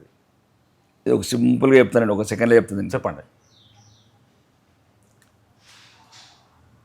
ఇది 80% ఉన్నోడికి 15% ఉన్నోడి సబ్జెక్ట్. ఇది 80% ఉన్నోడు ఒకవైపు, 15% ఉన్నోడు ఒకవైపు, రెండు సబ్జెక్టులు. ఇప్పుడు ముస్లిమ్స్ అలాలు ఉంటేనే తింటారు. అవును, ఒకటి వాళ్ళ ధర్మం, అది వాళ్ళ పద్ధతి. అది హిందువులు మీరు నిర్ణయించుకోండి. వాడు ఇప్పుడు హిందువులు కోసింది అతను తింటలేడు. అలాలంటే ముస్లిం సోదరుడే ప్రేయర్ చేసి కోస్తాడు. అది అంటే వాళ్ళు క్లియర్గా ఉన్నారు. వాళ్ళ ధర్మం కావచ్చు, వాళ్ళ పద్ధతి కావచ్చు, వాళ్ళ నియమాలు కావచ్చు. వాళ్ళని ఎందుకు తప్పు పడతాం? వాడు అలాలు చేస్తాడంటే నా మనిషికి కోస్తే నేను తింటా, వాడి ఉద్దేశం అది. నువ్వు అట్లా నిర్ణయించుకో. నువ్వు గోత్తు తిననప్పుడు నువ్వు వాడు గొత్తు నువ్వు ఎందుకు తింటావు? నువ్వు నిర్ణయించుకో. సింపుల్ అయిపోతుంది కదా. దాని సబ్జెక్ట్ రాదు ఇక ఆ సర్టిఫికెట్ ఈ సర్టిఫికెట్లు, ఇక ఆ సబ్జెక్ట్ అంతా ఒకటే దెబ్బకి పోతుంది. నువ్వు గోత్తాడు తిననప్పుడు వాడు గొత్తు నువ్వు ఎందుకు తింటావు? తినకపోతే సరిపోతుంది అంతే. ఇప్పుడు నువ్వు గోత్తాడు తింటలేడు, హిందువు గోత్తే తినడు, నువ్వు తినకు, అంతే కథం. కానీ ఇప్పుడు బీజేపీ ప్రభుత్వము మతాలను రెచ్చగొడుతుందని చెప్పేసి, హిందూ ముస్లిం క్రిస్టియన్స్ మతాలను విడదీసి రెచ్చగొడుతుందని చెప్పేసి ఫస్ట్ వాదన వచ్చేది బీజేపీ పార్టీ పైన నింది వస్తుంది. విడగొడుతుందంటారా, రెచ్చగొడుతుందంటారా, లేకుంటే ఆరిపోయిన మంటను గ్రామాల్లో కూడా చిచ్చు పెడుతుందంటారు? అసలు దాని గురించి చెప్పాలంటే చచ్చిపోతారు ఈ కాంగ్రెస్ వాళ్ళు. చెప్పండి. అదే చెప్తున్నాను. మీ నోటి ద్వారా కావాలనే ఓపెన్గా అడుగుతున్నాను. అసలు ఈ దేశంలో ముస్లిం లీగ్ని క్రియేట్ చేసింది ఎవరు? 1923లో ఈ వక్ఫ్ చట్టాలు చేసింది ఎవరు? బ్రిటిష్ ఇండియాలో. తర్వాత జిన్నాని రెచ్చగొట్టి పాకిస్తాన్ కావాలని రెచ్చగొట్టింది ఎవరు? ఆయన ప్రధాని కావాలని ఆయన కోరిక, ఈయన ప్రధాని కావాలని ఈయన కోరిక. రైట్. పాకిస్తాన్ని దేశం చేసింది ఎవరు? మరి అప్పుడు బీజేపీ లేదే. మరి దేశం ఎందుకు విడగొట్టిర్రు? అప్పుడు లేదు బీజేపీ. మరి ఎందుకు విడగొట్టిర్రు? హిందువులని ముస్లింలని మతం మీద ఎందుకు మరణకాండ చేసిండ్రు? మరణకాండ చేసిందే కాంగ్రెస్. మతాల మధ్యన చిచ్చు పెట్టిందే కాంగ్రెస్. ఒక్క కుటుంబం గురించి, ఒక్క నెహ్రూ గురించి, ఒక్క ప్రధాన పదవి అంటే 14 ఒక్క ఓటేయని ప్రధాని, దేశంలో ఏ వ్యక్తి ఆమోదించని ప్రధాని, ఫైరబుల్ చేసి అయిన ప్రధాని ప్రాణాలు ఇచ్చిండా? ఏమి ఇవ్వలేదు. భగత్ సింగ్ని ఉరిపెట్టి 60 ముక్కలు చేశారు, ఉరిపెట్టి శవం కూడా ఇయ్యలేదు. సుభాష్ చంద్రబోస్ని పోయి దేశం గురించి జలంధర్ గామ్లలో పోయి జర్మనీ హిట్లర్ లాంటితో మాట్లాడి ఒక ఆజాద్ ఫౌండేషన్ సింగపూర్లో దేశ జెండెగరేసిన బిడ్డలని వదిలేసి ఇట్లాంటి వ్యక్తికి దేశ పగ్గాలు ఇచ్చి దేశాన్ని సర్వనాశనం చేసినారు. ఇచ్చిన మొట్టమొదటి వ్యక్తి ఎవరు సార్? మీకు బాగా తెలుసు. ఇప్పుడు ఒకటేమంటున్నాను, భారతీయ జనతా పార్టీ మతాల మధ్యన చిచ్చు పెడతానప్పుడు చెప్తున్న సబ్జెక్టు. బీజేపీ లేనప్పుడు మతాల చిచ్చు ఎవరు పెట్టారు? దేశాన్ని విడగొట్టింది ఎవరు? హిందూ ముస్లిం మధ్యన మరణకాండ చేసింది ఎవరు? హిందువులను చంపించింది ఎవరు? లక్షలాది మందిని శరణార్థులుగా చేసింది ఎవరు? ఎవరైనా మంచుతాడండి దేశం ఇట్లా? ఒక పక్కన ఇటు తూర్పు పాకిస్తాన్, ఒక పడమట పాకిస్తాన్. అంటే దేశం ఎప్పుడు సురక్షితంగా ఉండద్దు, మనశ్శాంతిగా ఉండద్దు. మీరు ఒకసారి దేశం మ్యాప్ చూడండి. ఎవడన్నా ఇంట్లో భూమి పంచుకుంటారు, బాబు ఒక ఎకరం అటు తీసుకో, ఒక ఎకరం ఇటు తీసుకుంటారు, నీ గెట్టు నీకు, నీ గెట్టు నీకు, అన్నదమ్ముల మధ్యన ఏదైనా పంపకం వచ్చిందండి. మీరు ఎప్పుడైనా ఇండియన్ మ్యాప్ చూడండి, లెఫ్ట్ సైడ్ ఏమో Pakistan, west Pakistan, right side ఏమో తూర్పు పాకిస్తాన్, అప్పుడు బంగ్లాదేశ్, తర్వాత కన్వర్టెడ్ బంగ్లాదేశ్. ఏదైనా ప్రపంచంలో ఒక దేశం చూడండి ఇట్లా. అంటే ఆ నెహ్రూ అనే ఒక వ్యక్తి పదవికాంక్ష గురించి ఈ భారతదేశం ఈ రోజు వరకు తల్లడిల్లుతున్నది. మైనారిటీలు కూడా మంచోళ్ళే, మళ్ళీ అదే చెప్తున్నారు. వాళ్ళని రెచ్చగొట్టి బుజ్జగించి సంకనెత్తుకొని వాడు బిస్కెట్ తినరంటే 4 సార్లు పాలు పోసుడు, ఈడేమో కాళ్ళు పట్టుకొని హిందువులేమో ఏడుతున్నారు, మాకు అక్క పూట అన్నమీరా బిస్కెట్ ఇరా నీళ్ళు ఎడుతుంటే వీళ్ళని వదిలేసిండ్రు హిందువులని. 80% హిందువులని, ఆ 15% సంకలెత్తుకొని పాలిస్తున్నారు అన్ని పార్టీలు. అప్పుడు వచ్చింది ఆ కాళ్ళ కాడ ఆ బిడ్డలు 80% బిడ్డలు ఏడుతున్నారు చూడు, కశ్మీర్లో చేస్తున్నారు చూడు, ఆడబిడ్డలను రంపాలతో కోస్తున్నారు చూడు, పాత బస్తీలో పిండాల కత్తులతో ఓడుతున్నారు చూడు. అప్పుడు వచ్చింది భారతీయ జనతా పార్టీ. ఎట్లయితే పేదవాడికి అప్పుడు వేగు చుక్క కనబడ్డదు అడవిలా, అప్పుడు ఈ దేశంలో ఉన్న మెజారిటీ ప్రజలకు మా గురించి అడిగేవాడు లేడు, మా గురించి పోట్లాడేవాడు లేడు. అప్పుడు వచ్చింది భారతీయ జనతా పార్టీ. అడుగడుగున అన్యాయం, అడుగడుగున అణిచివేత, బుజ్జగింపు రాజకీయాల వల్ల అప్పుడున్న ప్రభుత్వాలు మెజారిటీ ప్రజలని అన్ని రకాలుగా మానపానాలు, ఆస్తులు అన్నీ, ఏ దేశం కాదు ఈ దేశం చెప్తాం. అప్పుడు జాతి మేలుకొంది. జాతి మేలుకొని ఇతర మతస్థులు ఏమన్నది, మేము బతకాలి, మాకున్నది ఒక దేశం, మాకు ఒక గొంతు కావాలి, మాకు ఒక రాజకీయ వేదిక కావాలి, మా గురించి మాట్లాడేవాడు కావాలి, మా గుళ్ళు గూళ్ళిపోతే అడిగేవాడు కావాలి, మా హిందువుల బిడ్డల మానపానాలు పోతే ప్రశ్నించేవాడు కావాలి అన్నప్పుడు వచ్చిందే సూర్యుడి వైపు భారతీయ జనతా పార్టీ. ఆ కాషాయ జెండా అప్పుడు రెపరెపలాడింది అక్కడ. ఆ కాషాయ జెండా ఈరోజు ప్రపంచంలో ఉన్న 120 కోట్ల మందికి దిక్కైంది, దిక్సూచైంది. ప్రపంచంలో 120 కోట్ల మంది హిందువులకు ఎక్కడ ఏ సమస్య వచ్చినా ఆ కాషాయ జెండా వైపు చూస్తున్నారు. అందుకోసమే భారతీయ జనతా పార్టీ ఇతర మతస్థులను ఏమనదు. ప్రపంచంలో ఎక్కడ లేదు హిందువులు వీళ్ళని హింసించారని. ఇగో నిన్ననే ఈరోజు పేపర్లో మీ ఆంధ్రజ్యోతి ఈనాడు ఈరోజు బంగ్లాదేశ్లో ఒక హిందూ మహిళని, 2 బిడ్డల తల్లిని ముస్లిం మూకలు వచ్చి అత్యాచారం చేసి లైవ్లో ఎక్కడికి పోవాలి హిందువులకు ఉన్నది ఒకటి, భారతదేశం ఒకటే కదా. చెప్తున్నాను ఏం చేసిండ్రు వాళ్ళు పాపం. ఒక 2 పిల్లల తల్లి బంగ్లాదేశ్లో తల్లిగారింటికి వస్తే బట్టలు ఇప్పేసి నగ్నంగా ఏడుస్తున్నది ఆ బిడ్డ. వీడియోలు తీసుకుంటూ అత్యాచారం చేస్తున్నారు కొట్టుకుంటా. ఈరోజు నేను రాసేది ఆంధ్రజ్యోతి, ఈనాడు 2 రాశారు. అప్పుడే అందరికీ ఆ కాషాయ జెండా ధైర్యమైంది. భవిష్యత్తులో ఈ జాతి ఉండాలా, ఈ ధర్మం నిలబడాలంటే కాషాయ జెండా మాత్రమే. ఆ కాషాయ జెండాని ఎవరైతే గుండెలలో అత్తుకుంటాడో, గుండెలలో ఎత్తుకుంటాడో, అది హిందువులకు ధైర్యం అవుతుంది. కానీ మీరున్న కాన్స్టిట్యున్సీలో కూడా హిందూ మతం గొడవలు చాలా అవుతుంటాయి కదా. అసలు అంతకుముందు అయితే నేను వచ్చిన తర్వాత ఒక్క గొడవ లేదు ఇప్పటికి. సాత్ మిలింగే, సాత్ రయింగే, సాత్ జీయింగే, సాత్ మరింగే. దిస్ ఇస్ ఆ రాకేష్ రెడ్డి సిద్ధాంత్. కలిసి పుట్టినం ఇక్కడ. ఆడపిల్లలను బట్టలు ఇప్పి చురుకబెట్టి కొట్టిరన్న అదొక్కప్పుడు అవన్నీ జరిగినాయి. ఇప్పుడు నేను ఎమ్మెల్యేగా అయిన తర్వాత హిందూ ముస్లిమ్స్ ప్రశాంతంగా ఉన్నారు. క్లియర్గా చెప్పాను, జీనాయతో సబ్ మిల్కే చేయంगे, लड़ना है तो लड़के मरेंगे, तैयार है. ये आर्मूर है, ये राकेश रेड्डी का आर्मूर है. तलवार का जवाब तलवार, रिवाल्वर का जवाब रिवाल्वर, खून का बदला खून. కానీ ఎవరికి ఇన్ఫ్లుయెన్స్ కానీ ఎవరికి మాట చెప్తే వినకుండా సిద్ధాంతం కోసం పనిచేసే భారతీయ జనతా పార్టీ తెలంగాణ రాష్ట్రంలో ఇప్పటి వరకు కరెక్ట్ అయిన నాయకుడిని అంటే కరెక్ట్ అయిన ప్రెసిడెంట్ని ఎన్నుకోవడంలో వెనకంజ వేస్తుంది, ఇన్ఫ్లుయెన్స్ అవుతుంది అని చెప్పేసి చాలా మాటలు వస్తున్నాయి. బండి సంజయ్ గారు ఉన్నప్పుడు మీరందరూ ఆయన తాటికి ఆయన పరిగెట్టే విధానానికి రాష్ట్రంలో మార్పులు చాలా వచ్చాయి. అదే కంటిన్యూషన్ ఎలక్షన్లో ఉన్నట్టయితే బండి సంజయ్ గారు ఉన్నట్టయితే ఇంకొక 20 నుంచి 30 సీట్లు కొట్టే అవకాశం ఉందని చెప్పేసి లోకల్ క్యాడర్ బూత్ నాయకులు చెప్పిన మాట. ఈయన బూత్ లెవెల్ నాయకుడికి వీళ్ళందరికీ చాలామంది తెలియని వ్యక్తి. ఇప్పుడు మీరు ఉన్నారు, కొంతమంది తెలిసేది మన రఘునందన్ రావు గారు ఉన్నారు, ఈటల రాజేందర్ గారు అంటే మొన్న వచ్చారనుకో, రాజసింగ్ గారు ఉన్నారు. వీళ్ళందరినీ పక్కన పెట్టి ఇప్పుడు ఆయన తీసుకురావడానికి ప్రధాన కారణం ఏంటి? ఎందుకంటే బూత్ లెవెల్ నాయకులకు కూడా పరిచయం ఉండి తీసుకొచ్చి పగ్గాలు బట్టి నడిపించే వ్యక్తి కావాలి. భారతీయ జనతా పార్టీకి ఒక సరైన నాయకుడు కావాలి. ఇప్పుడు రాష్ట్రంలో జరుగుతున్న ఇవన్నీ ఒడిదుడుకులకు ఇవన్నీ జరిపించే నాయకుడు కావాలి. కానీ వీటన్నింటి పక్కన పెట్టి సీనియారిటీ ఉండొచ్చు. నేను కూడా ఆర్ఎస్ఎస్ భావజాలం నుంచి వచ్చినాన్ని, నాకు కూడా చిన్నప్పటి నుంచి నా తల్లిదండ్రి హిందుత్వం గురించి పెంచిన వాళ్ళు, ప్రొద్దున లేస్తే రామాయణ మహాభారతాలు చెప్పుకుంటూ పెంచిన వాళ్ళు నా తల్లిదండ్రి. అలాంటి భావజాలం నుంచి వచ్చే వ్యక్తిని కానీ సరైన నాయకుడిని ఎంచుకోవడంలో తప్పు చేస్తుంది కేంద్ర ప్రభుత్వం, రాష్ట్ర ప్రభుత్వానికి ఎప్పుడు అన్యాయం చేస్తుందని లోకల్ క్యాడర్ మాట్లాడుతున్న మాటలు. ఫస్ట్ లోకల్ క్యాడర్ అయినా, మీలాంటి జర్నలిస్టులు అయినా, లేకపోతే సమాజంలో ఉన్న మేధావులైనా ఒకటి ఆలోచించాలి. ఇది ఫ్యామిలీ పార్టీ కాదు, ఫామ్ హౌస్ పార్టీ కాదు, ఇది కుటుంబాల పార్టీ కాదు. ములాయం సింగ్ యాదవో, అఖిలేష్ యాదవో, లేకపోతే ఉమర్ అబ్దుల్లా, ఫారూక్ అబ్దుల్లా పార్టీలో. ఇది దేశంలో ఒక భావజాలంతో దేశ సంస్కృతి సాంప్రదాయాల గురించి ఏర్పడ్డ పార్టీ. ఇది వ్యక్తుల మీద ఆధారపడదు. వ్యక్తి పూజ ఎప్పుడు ఎక్కువవుతుందో దీనికి వినాశనం వస్తుంది. అక్కడ వ్యక్తులు ఉండరు.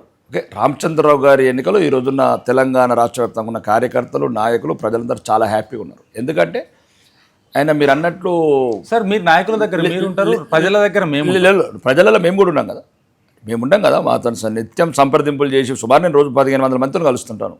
నేను ఏమంటున్నానంటే ఇక్కడున్న పరిస్థితుల దృష్ట్యా, ఇక్కడున్న 30 రాష్ట్రాలండి, కేంద్ర అధిష్టానం ఏం నిర్ణయం అంటే ఇక్కడున్న తెలంగాణ పరిస్థితుల దృష్ట్యా మంచి అవగాహన. ఈరోజు తెలంగాణ నువ్వు చెప్పిన నాయకులందరూ ఆయన కూడా చెడ్డీలు వేసుకున్నామే.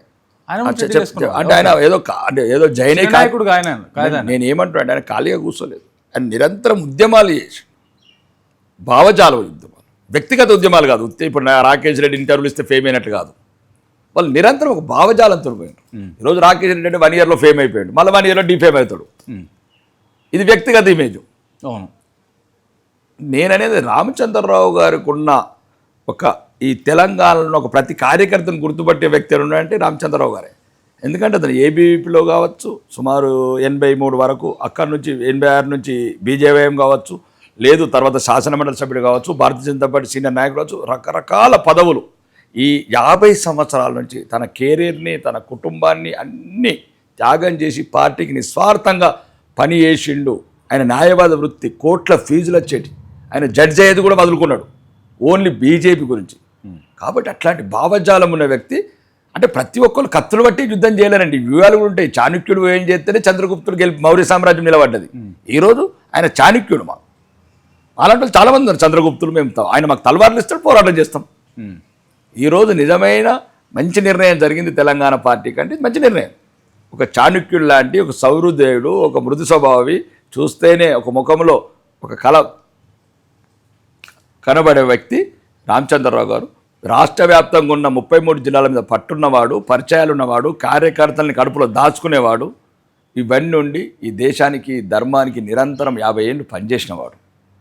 కాబట్టి ఆ నిర్ణయం సరైన నిర్ణయం. మిగతా వాళ్ళకు మిగతా అవకాశాలు వస్తాయి. బండి సంజయ్ గారు కేంద్ర మంత్రి వచ్చింది, కేంద్ర మంత్రి తక్కువ కాదు. ఒకసారి ఇప్పుడు ఎమ్మెల్యేలు కావాలని కలలు కొంటున్న కోట్లాది మంది, సర్పంచులు కావాలని కలలు కొంటున్న లక్షలాది మంది, కేంద్ర మంత్రి అంటే తక్కువనా? ఎవరికి ఎప్పుడు అవకాశాలు ఇవ్వాలా పార్టీ నిర్ణయిస్తుంది. సమయము, సందర్భము, ఇవన్నీ ఉంటాయండి రాజకీయాలల్లో. ఇదంతా ఇది కాదు. రాజాసింగ్ కావచ్చు, రాజాసింగ్ గారికి ఇంతకన్నా పెద్ద బాధ్యత ఇస్తుండొచ్చు. ఆయన ఒక నేషనల్ లెవెల్ ఎదిగాడు, ఉత్తర భారతానికి ఇంకా ఎక్కువ ఫేమ్ అయ్యాడు, కాబట్టి అతనికి సంబంధించిన ఇంకా ఇంత మంచి పోస్ట్ ఇస్తారచ్చు. కాబట్టి రాజకీయాలకు ఓపిక కూడా అవసరం, సహనం అవసరం. 50 ఏళ్ళండి, ఒక్కరోజు పోరాటం కాదు ఆయన. ఆయన చాలా సీనియర్ ఆయన ఉద్యమ నాయకుడు. ఈ ఉద్యమం కాదు, తెలంగాణ ఉద్యమం కాదు, విద్యార్థి నాయకుడు. అప్పుడు ఆ టైంలో రాడికల్స్, ఆ టైంలో ఉస్మానియా యూనివర్సిటీలో కాలేరు కొట్టుకునే నాయకుడు. ప్రాణాలకు తెగించి పోరాడేది. ఇలాంటి మాలాంటి వాళ్ళం మంచిగా కూర్చున్న పరుపుల మీద వచ్చి కూర్చుంటున్నాం, హాయిగా వచ్చేసి బీఫామ్ తీసుకున్నాం, మేము వెళ్ళడమైనాం. అంటే త్యాగాలు వాళ్ళవి, భోగాలు మయ్యి. ఈరోజు ఎవరైనా సరే చెప్తున్నా, నేను బహిరంగంగా చెప్తున్నా, ఆ 3 నెలలు ఎమ్మెల్యే ఎట్లా అవుతా నేను? అది ఓన్లీ కమలమే. కామారెడ్డిలో 2 ముఖ్యమంత్రులు ఓడగొట్టింది ఎవరు? కమలమే. కమలం ఒక్కటే గమనం, గమ్యం అని తెలంగాణ ప్రజలు నిర్ణయించుకున్నారు. అధ్యక్షుడి పట్ల అందరూ సంతృప్తిగా ఉన్నారు. రాను చిన్న చిన్న అలకాలు ఉంటాయి, జరుగుతూ ఉంటాయి. ఎందుకంటే వేరే పార్టీలకి వెళ్ళి వచ్చినాయి, కొద్దిగా ఉంటాయి. ఇది హిందుత్వ భావజాలము, ఈ ఆర్ఎస్ఎస్ భావజాలం, ఈ దేశభక్తి ఇవన్నీ ముడిపడి ఉన్న పార్టీ ఇది. కాబట్టి తొందరగా సద్దుమణుగుతాయని నేను అనుకుంటున్నాను. సరే, ఇప్పుడు రాష్ట్ర ప్రభుత్వంలో ఎలాంటి మార్పులు జరిగితే మంచిదంటారు రాష్ట్ర ప్రజలకి? ఒకటి ఏం లేదండి, అవినీతి తగ్గిస్తే చాలు. సార్ ఫస్ట్ అవినీతి మళ్ళీ అదే చెప్తున్నాను, రాష్ట్ర ప్రభుత్వానికి చెప్తున్నాను. అవినీతి తగ్గించేసి ఏదైతే మీరు ఎన్నికలలో వాగ్దానాలు చేశారో, వాగ్దానాలు ఒకటి. రెండోది, గ్రామీణ ప్రాంతాలలో విద్యా వ్యవస్థ మొత్తం పడకేసింది, వైద్యం మొత్తం పడకేసింది, శాంతి భద్రతలు సరిగ్గా లేవు, సరిగ్గా లీడర్షిప్ 6 వర్గాలు అయిపోయినాయి. నల్గొండ ఒకటి అంటాడు, ఖమ్మం ఒకటి అంటారు. కాబట్టి ఇప్పుడు మాలాంటి జిల్లాలకు ఇంకా మంత్రి పదవి కూడా లేదు. ఎట్లుంటుంది? మా గురించి అడిగేవాడు ఉంటాడు. ఇప్పుడు ఎప్పుడైనా హిందువుల పరిస్థితి ఎట్లా, మన నిజామాబాద్ జిల్లా పరిస్థితి, ఉమ్మడి జిల్లా పరిస్థితి. అసెంబ్లీలో 10 సార్లు కొట్టినా సరే ఎక్కడ వేసిన గొంగడ అక్కడనే. సుమారు 1 లక్ష రూపాయలు బిల్ శాంక్షన్ చేస్తారు. 1 లక్ష కావాలని చేస్తలేరా, డబ్బు లేదని చేస్తలేరా? ఏదైనా సరే సరైన సమాధానం, సరైన సమర్థలు. ఒకప్పుడు ఉమ్మడి రాష్ట్రంలో అన్యాయమైన రాష్ట్రాన్ని విడదీసారు. మళ్ళీ ఇట్లాంటి ప్రత్యేకమైన పరిస్థితుల్లో పక్షపద్ధతితో పరిపాలిస్తే ప్రజలే సమాధానం చెప్తారు, ఎవరికి ఎప్పుడు చెప్పాలా. ఎందుకంటే ఏ రోజైనా పోరాడతాం, మా హక్కుల గురించి పోరాడతాం. కానీ ప్రభుత్వం మాత్రం మొత్తానికి ఫెయిల్యూర్ గవర్నమెంట్. ఇంకా ప్రజలు కూడా ఈసడించుకుంటున్నారు. ఎప్పుడెప్పుడు ఈ అబద్ధాల, అసత్యాల ప్రభుత్వం కూలిపోతే బాగుంటుందని తెలంగాణ ప్రజలు కోరుకుంటున్నారు. సార్, ఫైనల్గా ఒక మాట అడుగుతాను మిమ్మల్ని. రాష్ట్రంలో యువతకు కానీ ప్రజలకు కానీ మీ తరపున ఒక మాటగా మా ప్రేక్షకులకు. ప్రజలకైనా యువతకైనా నిమ్న జాతులతో పోరాడే వేదికలైనా ప్రశ్నించడం నేర్చుకోండి. ప్రశ్నించే గొంతులు కోస్తున్నారు కదా సార్? ఎన్నెన్ని గొంతులు కోస్తారు? ప్రశ్నించటము, నిలదీయటమే అది ఒక నికాసైన కొత్త అభివృద్ధికి బాటలేస్తుంది. ఫర్ ఎగ్జాంపుల్, నిన్న అన్నాను నేను ప్రభుత్వం డిబేట్లో కూడా అన్నాను, అదంగా దయాకర్ గారు మేము ఉన్నప్పుడు అన్నాను. నేను ఒక విలేజ్కి వెళ్ళాను. సుమారు సింపుల్గా చెప్తాను, ఒక 2 మండలాలు రివ్యూ చేస్తే 1673 మంది ఎలిజిబుల్ ఇందిరమ్మ ఇళ్ళు అయితే 363 ముగ్గు పోసుకున్నారు. 74 మంది బేస్మెంట్ వేశారు. ఒకటే ఇల్లు కంప్లీట్ అయింది. అదే చెప్పాను. అప్పుడు ఎందుకు ఇది జరిగిందని అధికారులను అడిగితే అక్కడ వచ్చి అనర్హుల లిస్టులో తీసేసారు. వాళ్ళ పార్టీ వాళ్ళే ఉండాలని అనర్హులకు ఇచ్చేశారు. వాళ్ళు అది చేడుస్తున్నారు. ఆ పేదలు, ఐలాపురం అనే గ్రామంలో పేదలు ఏడుస్తున్నారు. అయ్యా మాకు అన్నీ ఉన్నాయి కానీ మాకు రాలేదు, అన్నీ ఉన్న వాళ్ళకి ఇచ్చారు, భూములు ఉన్న వాళ్ళకు, ఇల్లు ఉన్న వాళ్ళకి ఇచ్చారు. అధికారులకు చెప్పాను, ఈ పాపం ఎందుకు మూట కట్టుకుంటారు పేదవాడి కానీ. ఎక్కడైతే నువ్వు అరువుడికి ఇయ్యలేదు, ఇక అనరుడు ఎప్పుడైనా కట్టుకుంటాడు. అరువుడికి అడిగి ఆకలి ఉంది, అడిగి గూడు కావాలా, వర్షకాలం వస్తుంది, ఏదో గవర్నమెంట్ 10 లక్షలు 5 లక్షలు ఇస్తే ఏదో కిందకో మీదికో 1 లక్ష ఎక్కడో తగ్గ, అసలు అరువులకే ఇయ్యలేదు. మొత్తం మళ్ళా మొదట అప్పుడు ఆ దురవ రాజ్యం, ఇప్పుడు రెడ్డిల రాజ్యం. మళ్ళా అనర్హులకు, మోసగాళ్లకు ఈ రకంగా స్కీమ్లు ఇచ్చారు. దీన్ని సరిదిద్దాలా. ఇట్లాంటి స్కీమ్స్ ఎవైనా కానీ అర్హులకు ఇస్తే అందరికీ మంచిదని నేను కోరుకుంటున్నాను. చాలా thank you sir, thank you very much. ధన్యవాదాలు. Please subscribe to VTV channel. ఇది ఇప్పుడున్న సమాజం పట్ల స్పృహ, పేదల పట్ల ప్రేమ, అన్ని వర్గాల ప్రజలని, సమస్యలని ప్రపంచ దృష్టికి తీసుకురావాలంటే సరైన వేదిక, సరైన ఛానల్. అందరూ అందుగురించే ఈ టీవీని సబ్స్క్రైబ్ చేయండి. ధన్యవాదాలు.